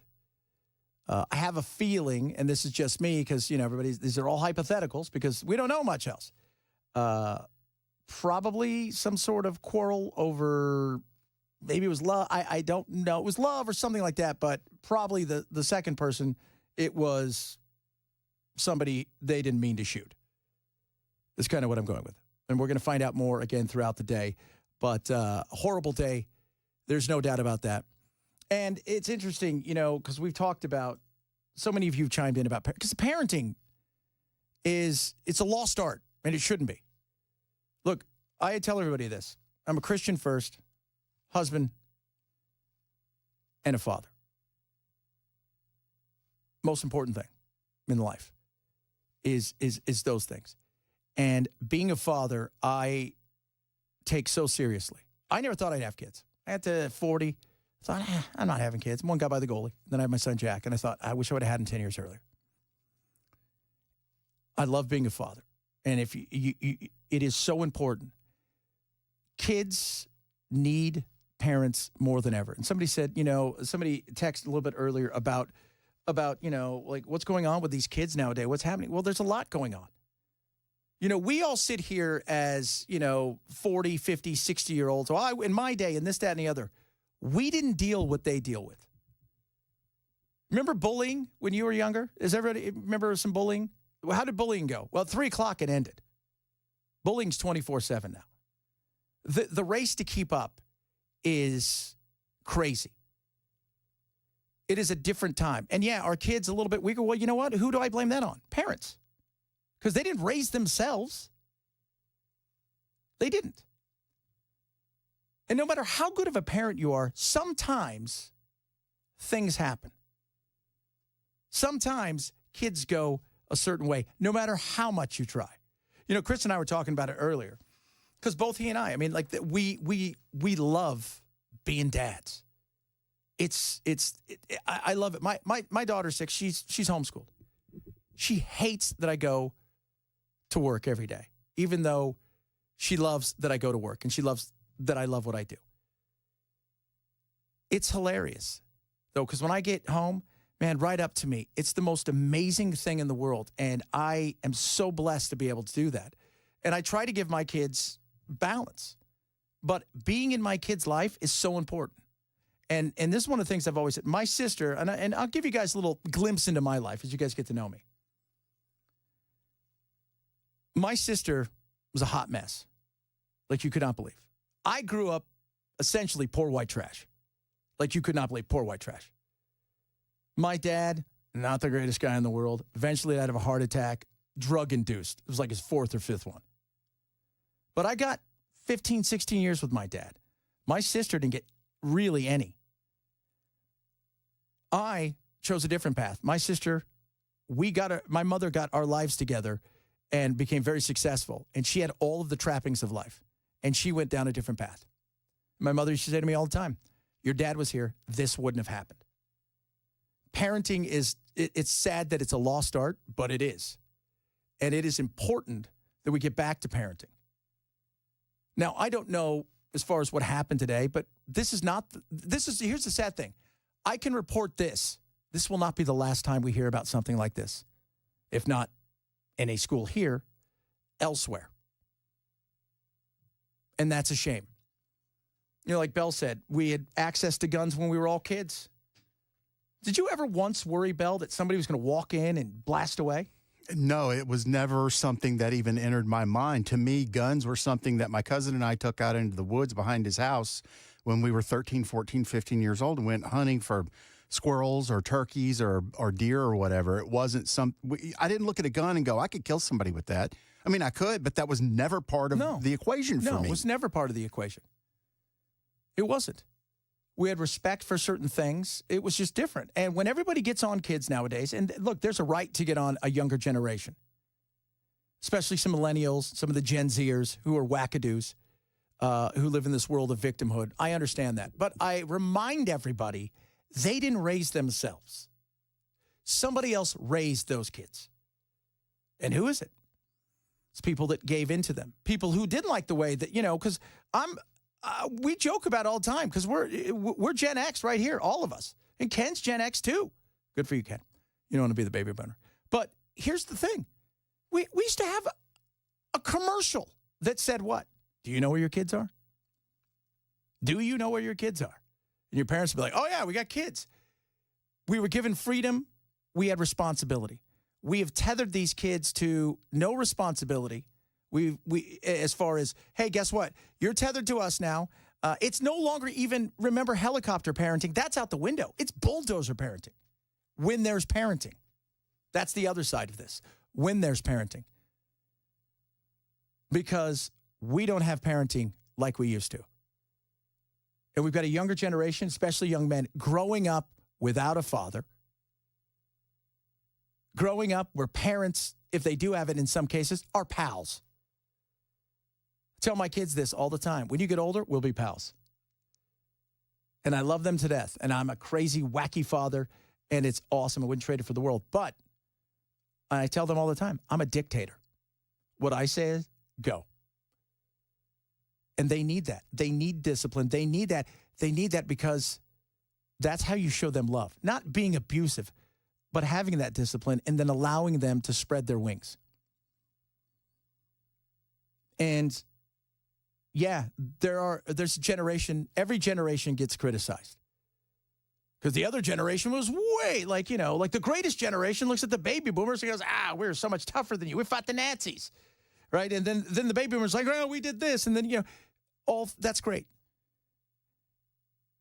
But there is something going on in this younger generation that is disturbing. The amount of incidents with mental illness is crazy. The fact that kids are going to schools and even thinking about killing other people for fame or whatever, infamy, is crazy. And we need to use that word crazy more often. And we need to have an honest conversation. And parenting is where it starts. If there is parenting. But we don't do that in this country anymore. We've stopped having real conversations about so many things because we're always afraid to hurt somebody. I remember, and you guys might remember this, Murphy Brown. Everybody remember Murphy Brown? Candace Bergen? Candace Bergen. Yeah. Do you remember when Dan Quayle brought up her being a single mom? Yeah. And what a big thing that caused. That exploded. It did. That was viral for its day. Yes. And I said on numerous occasions, even when I was younger, because, I was like 17, 18, 19, whatever it was. Yeah, it's easy to be a single mom when in your mythical show, you are a big-time reporter in one of the big markets who makes probably at that time $1 million a year. You can have a lot of different things. In real life, my mom was a single mom. It sucked. It absolutely was crap. And I'm sure many of you men out there and women out there are like, whew, I'd love to have a baby and raise it by myself. No, wrong. But we stopped having a conversation about, no, that's not the way you raise kids. That's not the way you have kids. That's not the way you do certain things. But unfortunately, again, we've lost the plot in so many ways. And until we're able to be honest, to have conversations about a lot of different things, we're going to continue to see parts of the culture get weakened. And that's something that we can't afford, nor should our kids have to afford it, the ones who are trying to do it right, because other people are doing it wrong.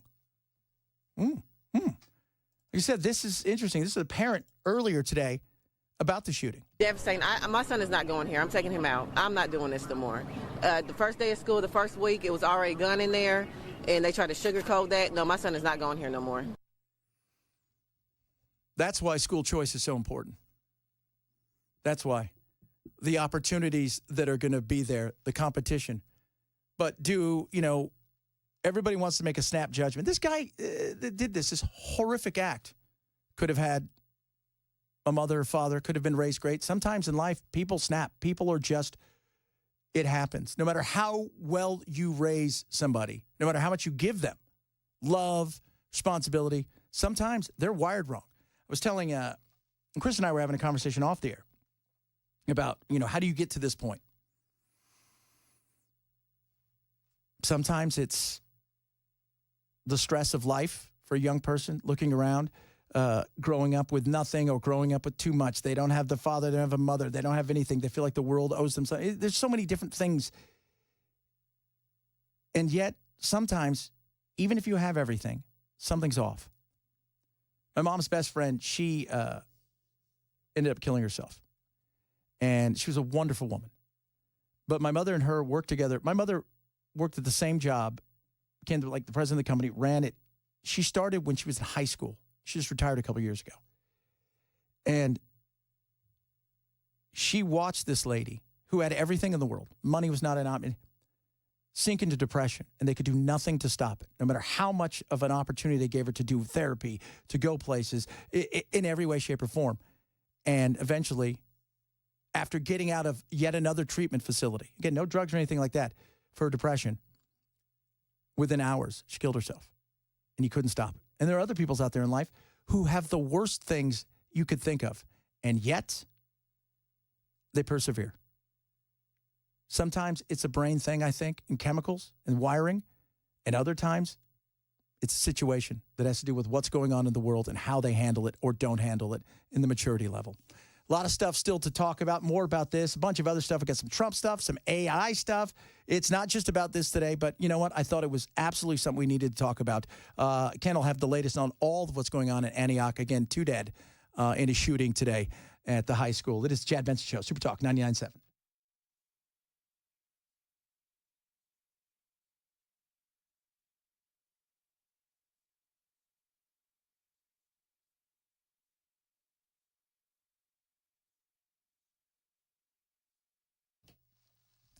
Rough Greens, ruffgreens.com. Go there now. Get a Jumpstart trial bag of Rough Greens. If you're like me, you love your animals, and I do love my animals. One of the things we had an issue with our cat, because they have Meow Greens now, was my stepdaughter's cat, he struggled. He had horrific allergies. We couldn't figure out what was going on. So what we ended up doing is spending thousands of dollars to find out they couldn't figure out either. We had to put a cone of shame on him because he had torn basically all the fur away from his neck. It was awful. We started giving him Rough Greens. Cone of shame came off. The fur grew back. He's living his best life. This stuff is amazing. It's going to help with their coats, their aches and their pains and their joints. It's going to help with so many different things. And it's for your dog or cat. So you have Meow Greens and Rough Greens. They want you to try a Jumpstart trial bag today. It's a $20 value. They're going to get it to you for free. All you have to do is cover the cost of shipping. You can grab it by going to ruffgreens.com using my code CHAD. That's ruffgreens.com. Use code CHAD. For Rough Greens. $20 value comes to you for free. Ruffgreens.com. Use code CHAD.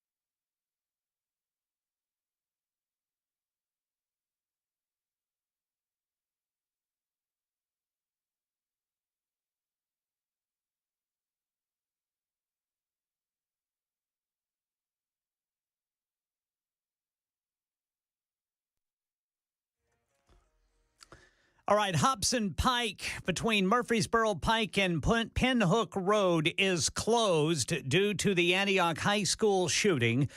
Drivers, we got another issue on the South Loop downtown. The left shoulder blocked by a crash 40 westbound near 2nd Avenue. Back to the Antioch High School shooting. We have 2 dead, including the shooter. And in our nation's capital, another January 6th committee investigations being launched. Coming up at 2 on Super Talk 99.7 WTN. Our daughter, she was in the cafeteria like minutes before it happened. They rushed her to a room. We're in contact with her now, but not with my son. So we don't know we don't know what's going on.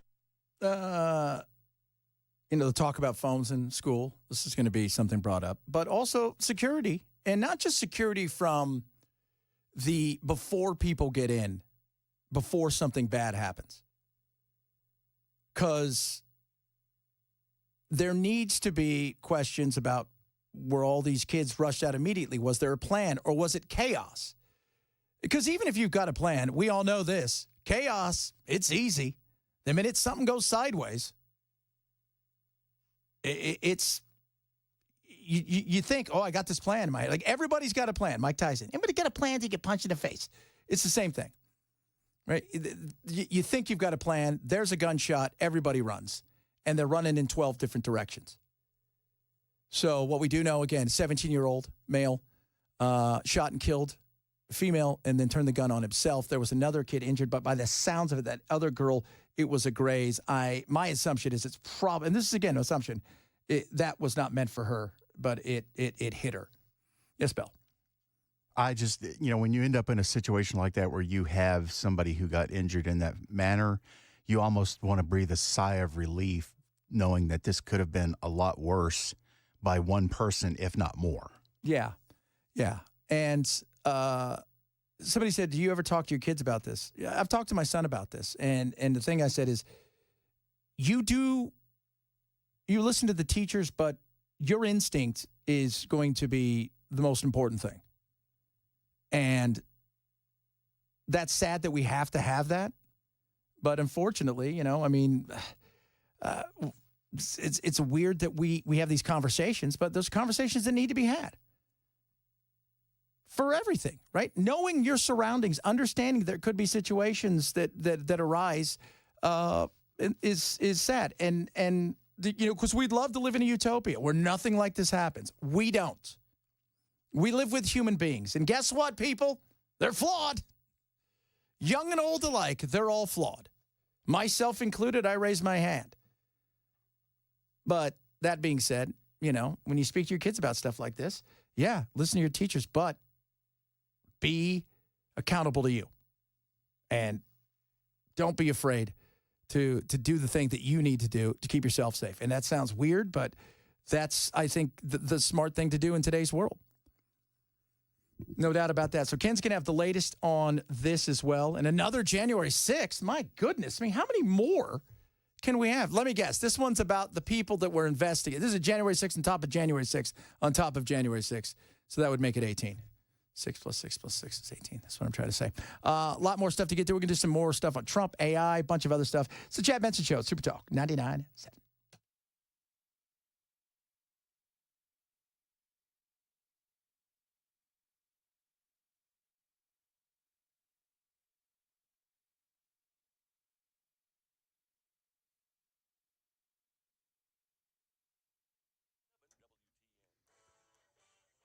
2 o'clock on the dot. I'm Ken Weaver with your top stories. Got the full forecast in 5 minutes. Deadly shooting at Antioch High School this morning. Police spokesman Don Aaron says 2 students were shot by another student in the cafeteria. The individual wounded 2 other students, one of them fatally, before shooting and killing himself. Yeah, the shooter identified as a 17-year-old student, and another female student was killed. Another female student suffered a graze wound.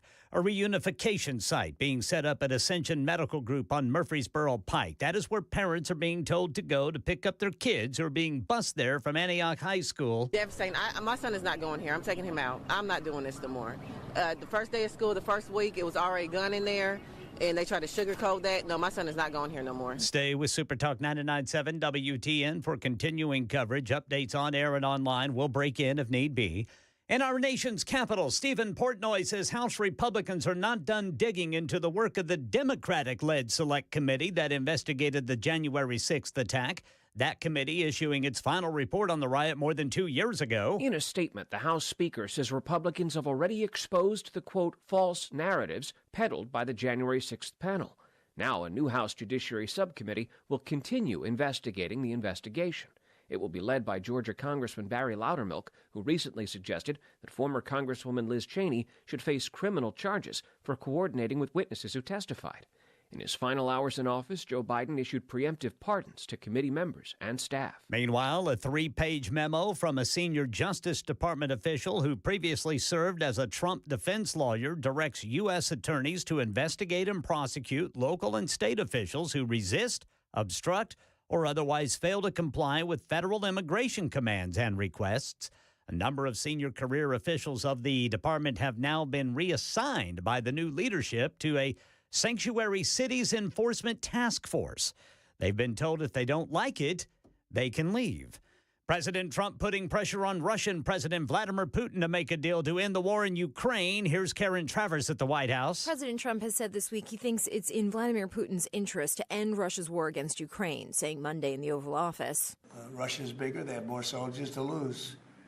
But that's no way to run a country. Today, Trump said if a deal is not made soon to end the war, he'll have no other choice but to put high levels of tariffs, taxes, and sanctions on Russia and its products. Russia is already heavily sanctioned by the U.S. because of the war in Ukraine. The president did not say what more actions he would take. That's the latest news. Weather's next. I'm Ken Weaver, WTN News.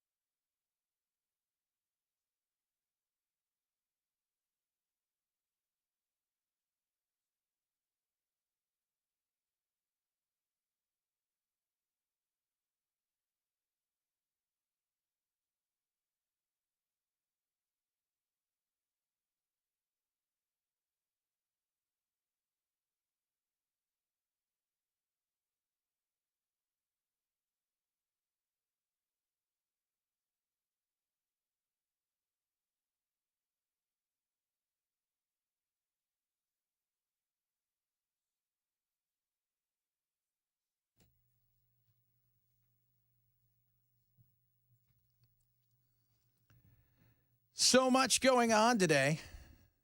And we're going to have a day where you come on in, have a little fun, right? We had our new friends in, Katina and Randy. They eat food for a living. It's a pretty damn cool job if you can get it. Like, you're like, hey, what do you want to be when you grow up? I just want to eat food, right? Not even good, like not even she food. I want to eat, see if I can eat 12 pounds of pizza. And make videos and be an entrepreneur. Be an entrepreneur. And then, of course, it broke earlier. Now the information's come out. 17-year-old identified as the shooter at Antioch High School. Killed one female. Turned the gun on himself. Another one was hurt. Looks like it's a graze. And that's all we know. It was a lover's quarrel. My assumption is it was probably some sort of spat over. And again, it makes an ass out of you and me. But that's probably, something like that. I don't think it was, doesn't sound like gangland violence. So, and everybody wants to know. That's the funny thing is how many people have chimed in on the text line or tweeted or whatever because they want to know. Because we have this situation where obviously with the covenant thing became very political when it was just awful. And, what took place in Texas, which became the how not to do anything when it comes to a school shooting is what, happened in Texas. But here, turned it on himself, and the questions over the next couple of days are going to be asked, and parents are nervous, as rightly so. It's a horrible situation, but we're going to keep you abreast of everything that's going on. And a lot of people are like, well, I learned this and I learned that. That's great. Go on the internet and find out. In the space of 10 minutes, let me tell you about some of the text messages you got. First of all, somebody goes, is that person an illegal? You're like, okay, is that where we're going with this? Of course. But one of the things I got, they should put in, metal detectors. They may have had metal detectors. Oh, they did. They took them out last week. Coincidence? And then you hear one mom say, they already bought a gun earlier this year. You're just like, that's the issue. I said it earlier, in situations like this that are fluid situations, what ends up happening? It's a game of telephone. And, it's you look up there now and they're interviewing every kid they can get, talk to. Well, every kid wasn't there. You get it. I don't know. How big is Antioch High School? How many kids do you think go there? I don't know. I have no idea, to be honest. Yeah. I mean, I would imagine, a couple thousand?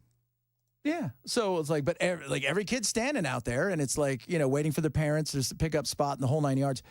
But it's one of those things where, there's a camera. I'm going to go over and 2,000 students. 2,000 students. And so this was senior and it was in the cafeteria.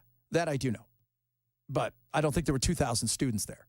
But everybody's going to have their say and that's what happens. We play the game of telephone where you're going to get 12 different answers to a question from 12 different people.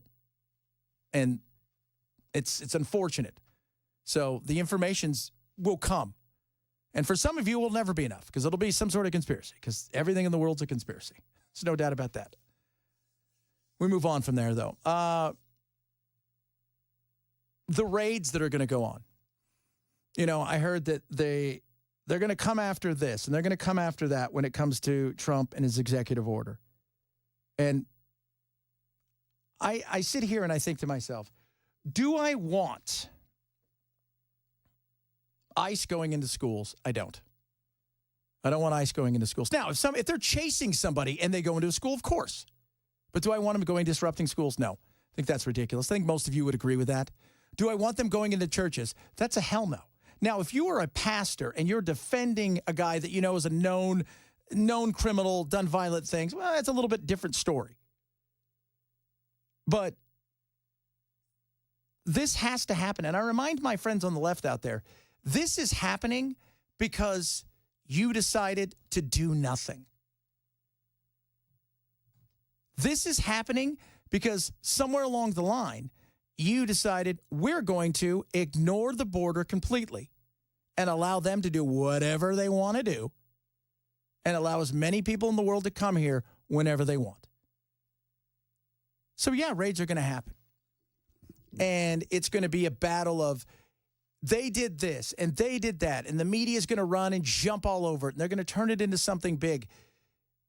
If you're going after the people that shouldn't be here, and I'm not talking about somebody who's come across, they've applied for asylum, all that stuff.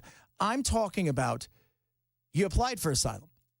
And I was arguing this point last night I did a hit on another station, and we were arguing over this point about, well, these people have asylum claims. Yeah, they do, but they've gone through the system. If you go through the system and the system says to you, you do not qualify for this. You do not qualify for this because you're here for monetary gains. You're not here because you're a political prisoner. You're not being chased because you're gay or whatever. You're here for monetary gains. You don't qualify. And after 2 or 3 times of appeals, you're getting the final orders removed, and they still won't do it. Then I ask you this: what's the use of having a system at all if we're not going to adhere to the system? Do I think they're going to arrest some people? I think there are. I think there's going to be some martyrs out there in some cities who are willing to, go and say, well, we're not going to do it, and they're going to be arrested, and then they're going to be martyred, and they're going to be on CNN. They're going to be answering questions about all kinds of whatever. I mean, it's ridiculous. But I asked my friends on the left, I said, what's the fear? Somebody's come here illegally. They've gone through the system. Maybe while they're here, they've committed a crime. They're in custody. There's an order to remove, and you don't want to allow that to happen. Why? And it's always the same, because then it becomes open season on anybody who's here. No, it doesn't. It doesn't. In your mind, because that's where you live, you think that's going to happen. In reality, it's not going to happen. You need to give the men and women of Border Patrol, of ICE and everything, you need to give them a little bit more respect. One of the things living where I came from, which is the Valley of the Dirt People, out in the middle of godforsaken nowhere, Arizona, I played pickleball every day. By the way, I was an addict, pickleball. I should probably go to therapy. I played with mostly Border Patrol. I played in their tournaments. They're my friends. I went to church with them. My neighbors were all Border Patrol. The frustration they had with what was going on in the administration was evident. But it's this weird thing where somehow they're the Gestapo. They're the jackbooted thugs. The frustration with how the administration, the Biden administration, didn't do anything was evident. But also how much they struggled with the things they saw and the things that they knew were happening, but they couldn't intervene. Everybody thinks they have no sympathy. Oh, it's just a bunch of white supremacists, just hate Mexicans, right? That's all it is. No, it's not. It's human beings. It's men, it's women who are busting their butt, putting themselves in harm's way, but also have a heart, have an understanding, have sympathy, understand why people are coming here. But they also want to do their job because they're being told they can't do their job. And now that we're out doing the job, the left is going to spin this tale of, well, it's just a bunch of white folk going around catching brown folk. No, it's enforcing the laws. It's enforcing the laws that are there. It's catching bad people. Why don't you want bad people caught? Why don't you want bad people expelled? What is your... Because if your thought is, well, if they do one, it's the slippery slope, that's the dumbest thing ever. That is absolutely the dumbest thing ever. But you hear that, and that's the argument they have, that it's going to be this way. The minute stuff happens, they're going to catch somebody, they're going to get rid of them. No, it's not. It's not. The right thing to do is enforce our borders. And if you don't believe that, ask somebody who's done it legally. Ask somebody who's come here the right way how they feel about it. I think you'd be surprised. My grandfather came here the right way. He was for building a bigger wall and for enforcing the hell out of all the laws. Because that's what should happen. That's why he came here. Without the laws, what are we then? Without enforcing any of these things, we're not a country. It's just crazy that we're at a point now where we're thinking about the feds having to potentially arrest people who are blocking other people from catching people that are wanted orders to remove, but your virtue signaling of we're protecting this one because if I protect this person who has committed a crime, on top of the fact that they may have orders to be removed, because if I don't protect that person, somehow the lady down the street who came here 15 years ago and has got a son and he's in school, or her husband has a gardening business, or whatever it is going to be removed, is the most asinine thing. But I expect nothing less from people who live in a world of nothing but feelings. Earlier today, shooting. We keep you abreast of everything that's going on. It was a horrible situation. Antioch High School, 2 dead, 1 wounded. Seems to be more of a flesh wound. Looks to be potentially, I don't know if it was lover's quarrel. We don't know that, but if I had to put money on it, the 17-year-old male who did the shooting shot and killed another female and then turned the gun on himself. Our daughter, she was in the cafeteria like minutes before it happened. So they rushed her to a room. We're in contact with her now, but not with my son. So we don't know we don't know what's going on. And, people don't know. There's still the confusion. And this is going to be, we talk about this because the other day, we're talking about should the kids bring their phone to school? Should they not bring their phone to school? Should we outlaw phones in school? No, I think bringing them is absolutely fine. And I think you should be able to have access to them if there is an emergency. And I do believe this qualifies as an emergency. Because as we've seen, let me tell you something. Parents, you guys know this.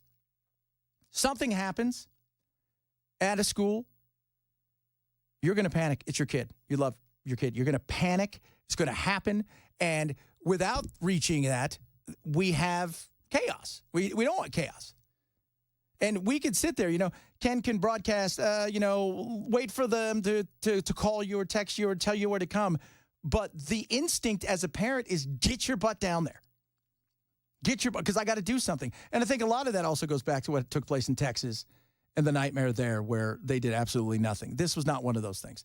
This doesn't seem to be somebody who was just a mass shooter. This seems to be a personal situation for whatever reason. Again, we don't know. We'll find out more throughout the day. And if not with me, then Matt, I'm sure we'll be covering this as well, which is also sensitive to us because of what happened at Covenant. And, that's still fresh in people's minds. So we shall see. No doubt about that, that this was a bad situation and there is no more threats and 2 dead, 1 injured. And we're talking, so many of you, texting, it's 2,000 people, as Ken pointed out, that go to school there. So I don't know how many were in the cafeteria at the time. I don't know if this person was in school or wasn't in school, if there was any, precautions, because that's the other thing. Was there precautions? Were they looking for this kid? Did this kid put out a signal, or was this just out of nowhere? I don't know. Ken will have the latest on that. We got a lot of stuff still to cover today. I want to talk about AI because before all this really started picking up steam, we talked a bit about AI. And there's a fear out there of AI, understandable to a certain extent. There's a lot of unknown about AI. Absolutely. It's not been marketed well. But I think what Trump did yesterday, you talk about, the birthright and this, that, and the other, and all the executive orders on January 6th. What he did yesterday, at least setting the precedent for what's coming, is so much bigger than people realize. We're going to touch on that, a bunch of other things. And again, keep it right here. We're going to have all the latest on traffic in and out of Antioch, what to watch out for after the shooting today at Antioch High School. It is Chad Benson Show, Super Talk 99.7.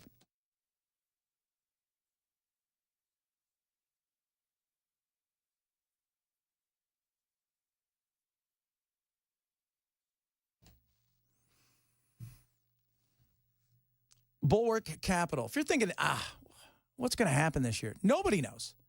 But one of the things you need to do is before you make money, you got to make sure you keep the money you have. And that's what Bulwark wants to show you. Their whole thing is about risk management when it comes to your retirement. First of all, they don't cookie cutter kind of stuff. Their whole thing is risk management. Lower risk, lower cost, lower volatility. Give you the most upside potential. They do that being an active manager, which means they're always looking out for what's best for you. You, because you are a person that shouldn't be in a cookie cutter. Your retirement is not for everybody. It's for you. They're going to show you what they're all about. They're going to give you a free risk review. I call it a second opinion. Walk you through all the things that are going on in your account. Talk about, where you want to be in life and show you how they can get you there. It's a free risk review or a second opinion. Call 866-779-RISK today. 866-779-RISK. Or check out everything they do at knowyourriskradio.com. That's KNOW, yourriskradio.com. Investment advisory services offered through Trek Financial LLC and SEC Registered Investment Advisor. Investments involve risk and are not a guarantee. Past performance doesn't guarantee future results. Check 24378.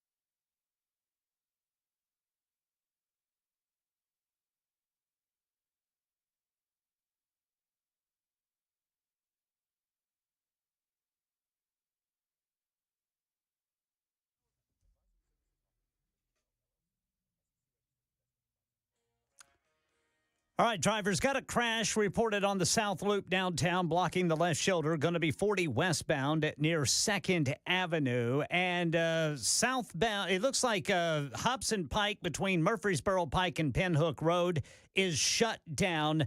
That's where police are investigating the Antioch High School shooting, for which we will have an update coming up at 2:30 on Super Talk 99.7 WTN. Devastating. My son is not going here. I'm taking him out. I'm not doing this no more. The first day of school, the first week, it was already a gun in there, and they tried to sugarcoat that. No, my son is not going here no more. Yeah, it's a mom making her mind up, and that's why choice is going to be so important. Think about that in the choice debate. And again, how you implement school choice, how Governor Lee and everybody implements this thing is important. I am a big proponent of being able to have choice for kids. I think kids who are stuck in schools that are failing, that is a disservice to so many of them. I don't think that we should have that. We should all want kids to have an education.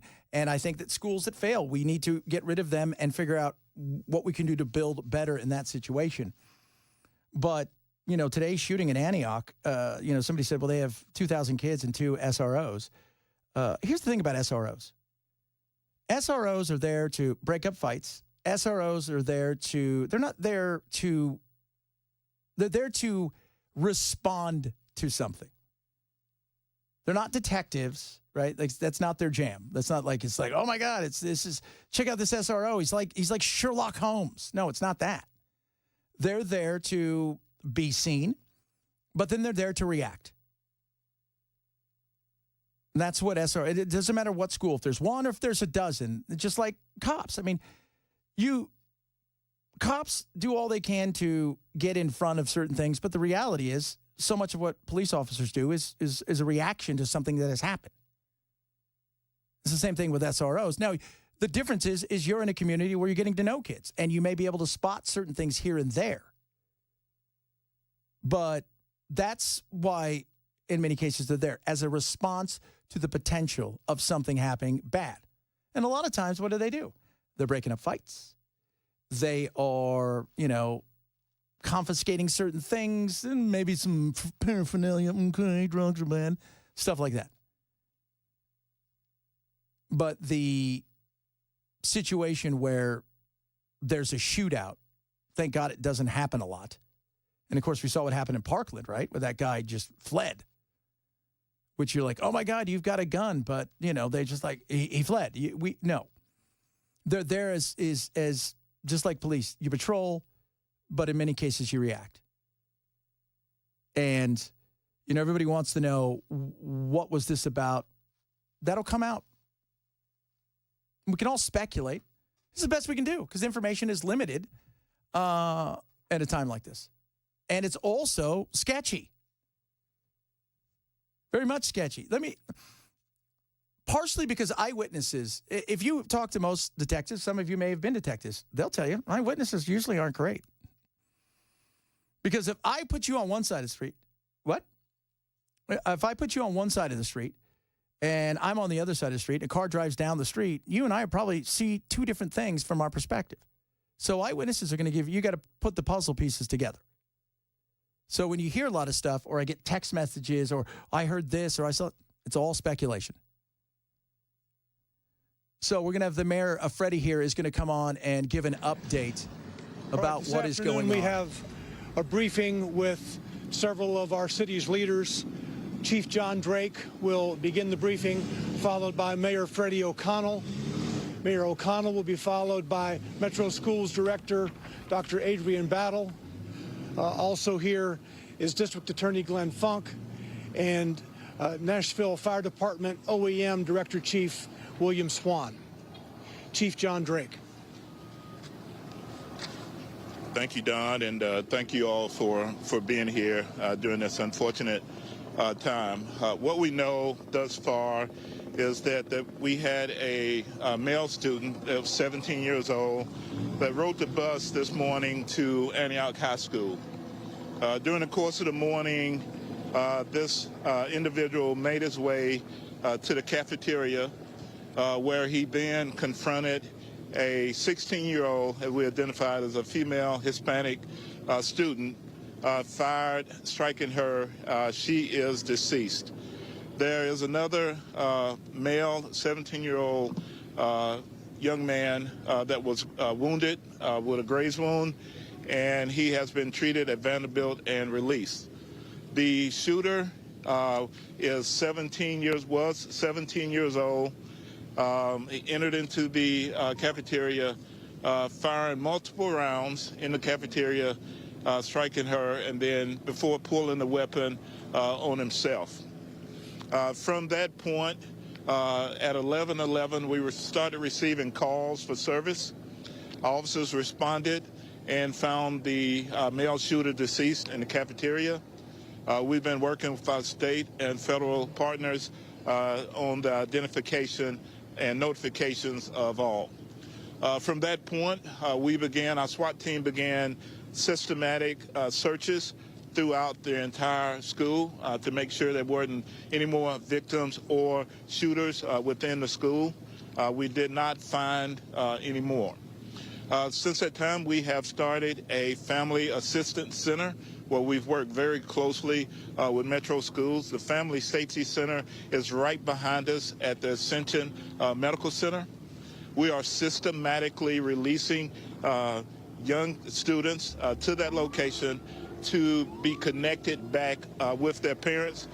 We've done that systematically so we wouldn't overload the parents or the school system so that we could get everyone back connected. The investigation is still very much ongoing as to a motive. We're looking into that. There are some materials on the internet that we're looking at that's under the investigation on the initial stages, but we'll continue to follow up on that. We've had a great partnership with Metro Schools, great communication with the fire department, with TBI, FBI, and ATF. And we'll continue the investigation, which will go until the wee hours of the morning. Please look at our platforms for further information. At this time, I will turn this over to Mayor O'Connell. Thank you, Chief Drake. As a city, as a community, it is impossibly difficult to be here once again dealing with the devastation of gun violence in one of our school communities. As a Metro Schools parent, I know how difficult it is to receive a notification of an emergency operation at a Metro school. I can't imagine how difficult it must be to receive the notification that there has been this level of violence in a school community. I want to say as much as I can about my gratitude to Chief Drake, to Dr. Battle, to Director Chief Swan, to our Department of Emergency Communications. The level of first response here once again highlights how important our community of collaboration is. The Family Service Center behind me has been focused on victims and their needs, and we will continue to be focused on that today and for the period to follow. There have been MMPD Wellness Team, there have been the Family Intervention Program, our Nashville Fire Department's EMS division has been deeply involved in this process, and we as a community will continue to rally to ensure that resources are available to those families who have been directly impacted by this incident, and certainly to the school community.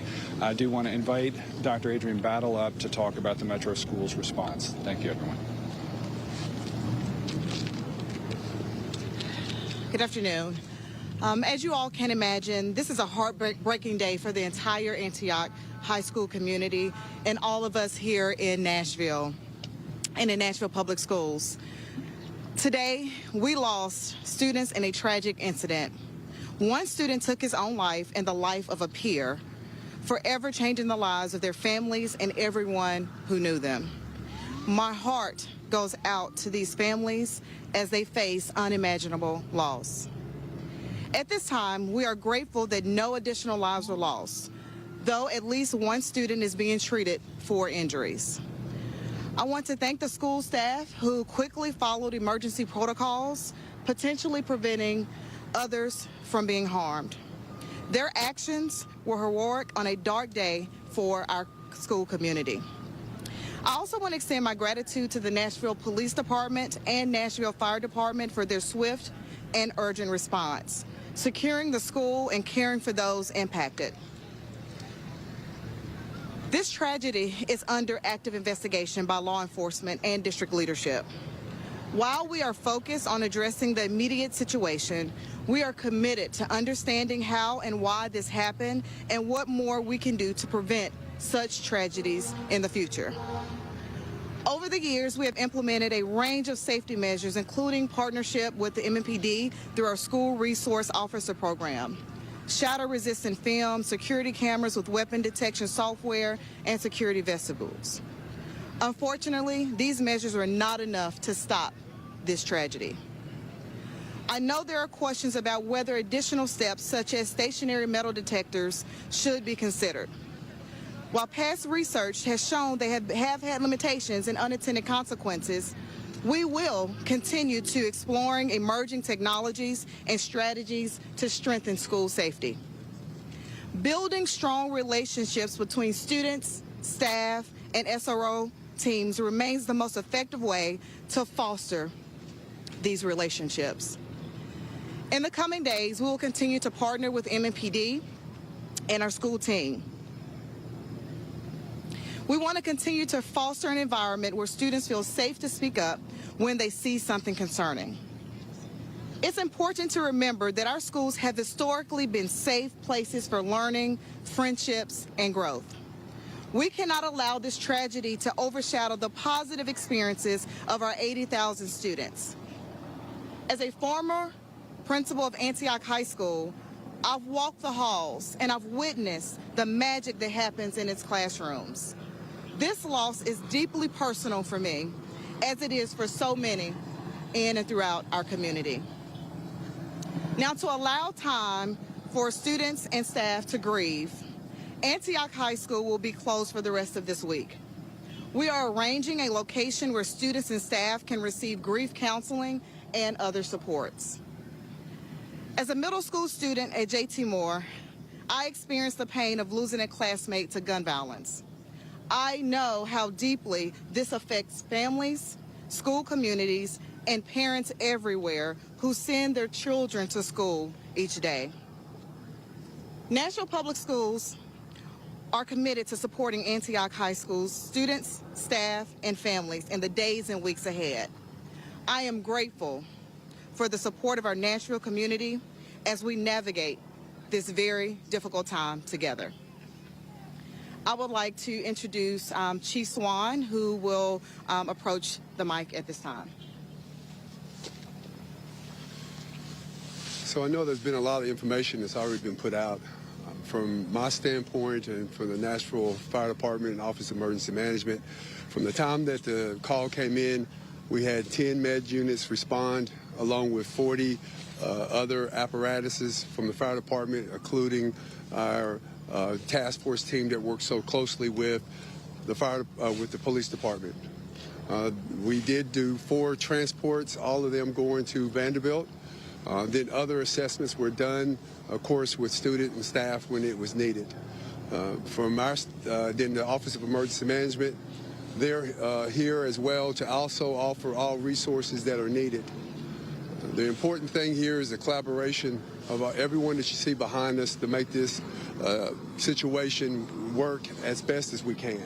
But again, we're very appreciative of the team and all the hard work is done, but we know it's a very sad day. But that's the information that I can give you from the Nashville Fire Department Office of Emergency Management. Thank you.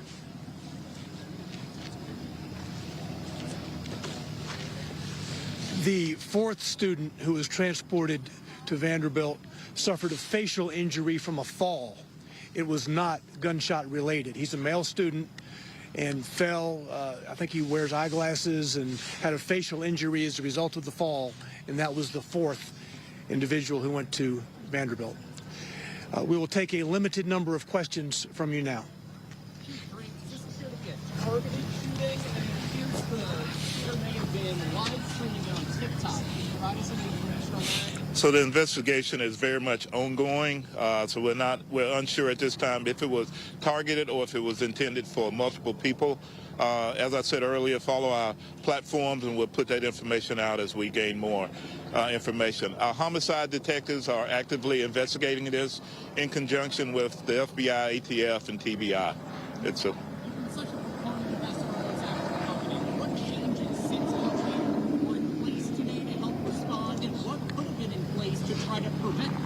So we've had several things in place. We have, Dr. Battle's done a lot. We've done active shooter training. They put protective film, security access into the building. This individual arrived at school on a bus and was actively a student in the school, went into the restroom, I guess, to retrieve his weapon, and then went into the cafeteria. I would say if there's anything as we progress, to always, if you see something, say something. We believe there's some materials out there, and if maybe they were seen, maybe and said something, maybe more could have been done. Chief Drake, do we know if the shooter had a criminal history or if he has a history of bringing guns to school? That's very much under investigation. I think there was one prior incident, but I'm unsure as to the details, but we will put that out later today. The material that was found online, has it been vetted? Has it been confirmed that that is part of the shooter's manifesto? We're very much looking into it, and we'll let everyone know once we get there. The victim herself was Hispanic. What services are going to be offered for this diverse community? We know that a lot of the students here are Latino families, and we're getting a lot of calls. They're obviously very distraught and kind of really don't understand what happened. Yeah, it's the same as we do with all other students, and we have our family intervention program. We have counselors that are available. We have members of our department that are from the Hispanic community. We'll do everything we can to make sure all notifications are made, all outreach is taken care of, and any information we'll give to them. If they need to reach out, contact the police department, and we'll help, or the metro schools, and we'll help them with any information that they need. Chief, have you been in contact with the shooter's parents or guardians, and have they been cooperating with the investigation? Initially, we have made contact with a parent, and that's very much it's very much ongoing. So, is there any information on where the student got the gun? That is an active investigation as well. We work closely with our federal partners, and they're doing a trace on the weapon as we speak. In terms of the reunification of us all here today, can anybody speak about how that went, if everything kind of went smoothly, and if this site was already predetermined to be that, So it was not predetermined to my knowledge. We determined to be a great site to have everyone meet a little bit away from the school. To my understanding, it's gone as well as can be expected at this point. As I said earlier, we've done it systematically. We didn't want to overload the school, the Ascension Center, or the parents. And so systematically, we've released a limited number of kids and got them connected back with their families. And that'll keep going until every kid is back safely with their parent. So. Do you know how many bullet shots the victim received, and if the shooter maybe had more ammunition? So there was multiple rounds that were fired inside the school. Investigation would tell if there was other magazines, other ammunition, and all that. As it unfolds, this will go into the wee hours of the morning, and we'll have more information later. Thank you all very much. Thank you. Thank you. We just saw next of kin notifications. Conference.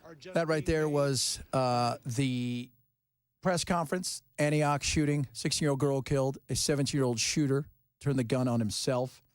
Not a ton of information to inspect it. It's a fluid situation. They're checking on whether or not there was an incident with the student before and potentially a weapon, and also whether or not there was social media. Was there a situation where in his social media that he was hinting at something like this? And as they just mentioned there, it's going to go into the wee hours of the morning. But a horrible situation. No doubt about that. And, you heard a lot of the questions, could this have been prevented? That is, we'd love for all of it to be prevented, but somebody who decides to bring a gun into school and shoot somebody, and we'll find out what the reason was, if it happens really quick, do you think that can prevent? This wasn't probably somebody who put up signs for days and days and days and months, and people were worried about. You can ask certain questions about certain people and say, yeah, that probably should have been looked at more. But this, it sounded like there wasn't a lot on the radar when it comes to at least social media and stuff like that. Now, the other incident is, everybody's assuming that this is a person that has gone to the school at one time. And some people say, is it still a student, or did somebody maybe get kicked out? Because they said there was another incident that they're looking into. So was this one of those things where shouldn't have been there? Was kicked out of school, came back? I don't know. And that will be something that people will be talking about and discussing and dissecting and speculating, because, everybody wants to know something. It's, we all want to know what took place. We don't know what took place outside of 4 people hurt, 1 shot grazed, survived, will be okay. Another one fell, I guess, in trying to flee, and then the 2 deceased. 17-year-old shooter turned the gun on himself after he shot a 16-year-old female. What the relationship is, any of that stuff is, again, I don't know. So we're going to have some more of this. We're going to take a quick break here, Bill. I think we should do that real quick, right quick. Okay, so we're going to take a quick break here in a second, and then we'll get back to this. And then Matt's going to come in, and he'll carry on the rest of what's going on with this. MyPillow right now has great discounts on all kinds of stuff, man. Yeah, good night's sleep. Yes, please. Thank you to MyPillow. They've got incredible stuff, including the My Slippers, which are awesome. In this weather, oh yes, please. But they've also got the waffle blanket. Again, don't eat it. The new MyPillow quilts, but the classic MyPillow is just $14.88. If you say to yourself, "What can I do to do something small that isn't going to break the bank, that's going to give me a lot?" It's MyPillow, made in the USA, which is incredible, and 6-day money back guarantee, 10-year warranty. If you want the best around, whether you're sleeping or maybe comfort when it comes to sheets, towels, and everything else, it's MyPillow. Go to mypillow.com/Benson. Make sure you use code Benson. mypillow.com/Benson.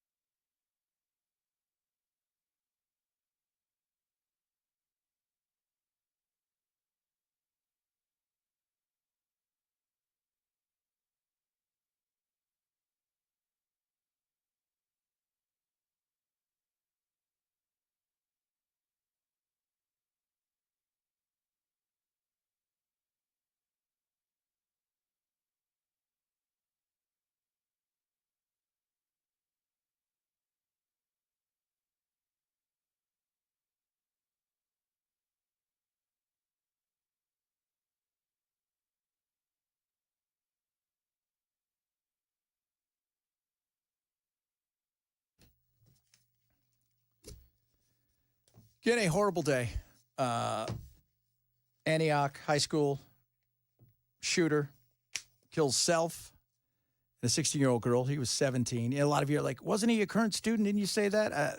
Look, I've heard, this is what we know. 2 dead, 1 shot and injured. Gray's going to be fine. Another person injured during, I guess, the melee, the freaking out, the running, stuff like that. That's it. And I've gotten 100 texts from, oh, it was this, or I was that. And here's this. This is chaos, right? I mean, that's what it is. 5,000 people trying to, you can go on TikTok, by the way. And I was just on TikTok. Oddly enough, I went there. I'm like, let's check it out on TikTok. The amount of stuff that's out there. This is who the shooter was. This is what he was about. It was mentally ill. We don't know. Was there, well, he was an active student. You said he wasn't. I said, well, they said there was another incident. Could he have been suspended? Well, he got on the bus. What's the bus driver going to know? Honestly, they get on the bus. What are they going to know? I mean, do they put up posters? Like, if you see this, I mean, again, is there social media that put this kid on everybody's radar? Because the whole thing is, could things like this be prevented? Probably not. Especially if somebody wants to do certain things. Now, you're going to get hints at stuff. There's no doubt. But, you know, we would love to see the prevention of any of this stuff. But that's easier said than done. And at what point do you just lock down the school, tell the kids never to come in? The prevention, because there's maybe a kid that's going to do something. I mean, we can't live that way. And we can't just lock a kid up for the threats, this, that, and the other. I mean, these are the things that the freedoms come with that we have. But it's frustrating. And, you know, everybody we turn everything into politics, which is unfortunate. But that's the way the world is. Everybody wants to know, what's the color of the kid? Was he this? Was he that? Was he supposed to kill a bunch? Everybody's looking for that thing. And in a time of instantaneous access and gratification, we want to know right now. I must know right this second. And for many of you who want to know, you're not going to believe it. So it doesn't matter. They're not telling us something. So, I mean, you know, you heard what we heard. And it is frustrating. You know, a day like today, we're coming here, we're having fun, we're going to talk a bunch of Trump stuff, and, you know, we didn't do any of that today. I felt bad. We invited some people in to have fun. And again, this is the beauty of the world that we live in. It's breaking news, stuff's happened. We pivoted and we got onto it. But it is, you know, it's a tough thing sitting here talking about kids, because I'm a father. Many of you are fathers and mothers and grandmothers and grandfathers. It's a tough situation when you're sitting here. But the information, you know, Ken's doing everything he can to bring you everything, and for us to carry it, it's limited access, because they're finding this stuff out too. Oh, they may be ahead of us, but they're not that much ahead of us. This isn't like coming. There's probably not some situation where there's a manifesto somewhere that's being hidden from the public. That's one of those things. This is just a situation here where it's going to take time. And here's the other side of it. Let's be honest. If it turns out to be just and in this business, I'm a straight shooter. This is what you're going to get from me, for lack of a better term. Because I've already had a couple of buddies of mine who do shows elsewhere who are behind, if you will, time-wise. They're a couple hours behind. They wanted to know about this. Should they bring me on a little bit later? Can I do something? And they said, you know, what's the deal? I told them, like, well, that's not really anything. And that's the reality of this business. But it happened here. Somebody's kid killed another kid today. 2 kids aren't coming home. One family has to live with the fact that their kid did something horrific.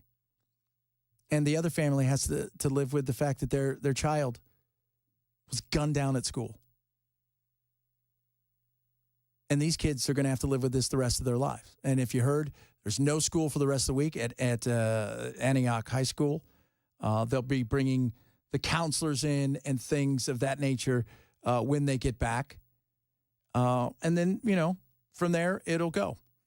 And here's a question to all of you who are very much kind of somewhat invested. How much you pay attention to this after tomorrow?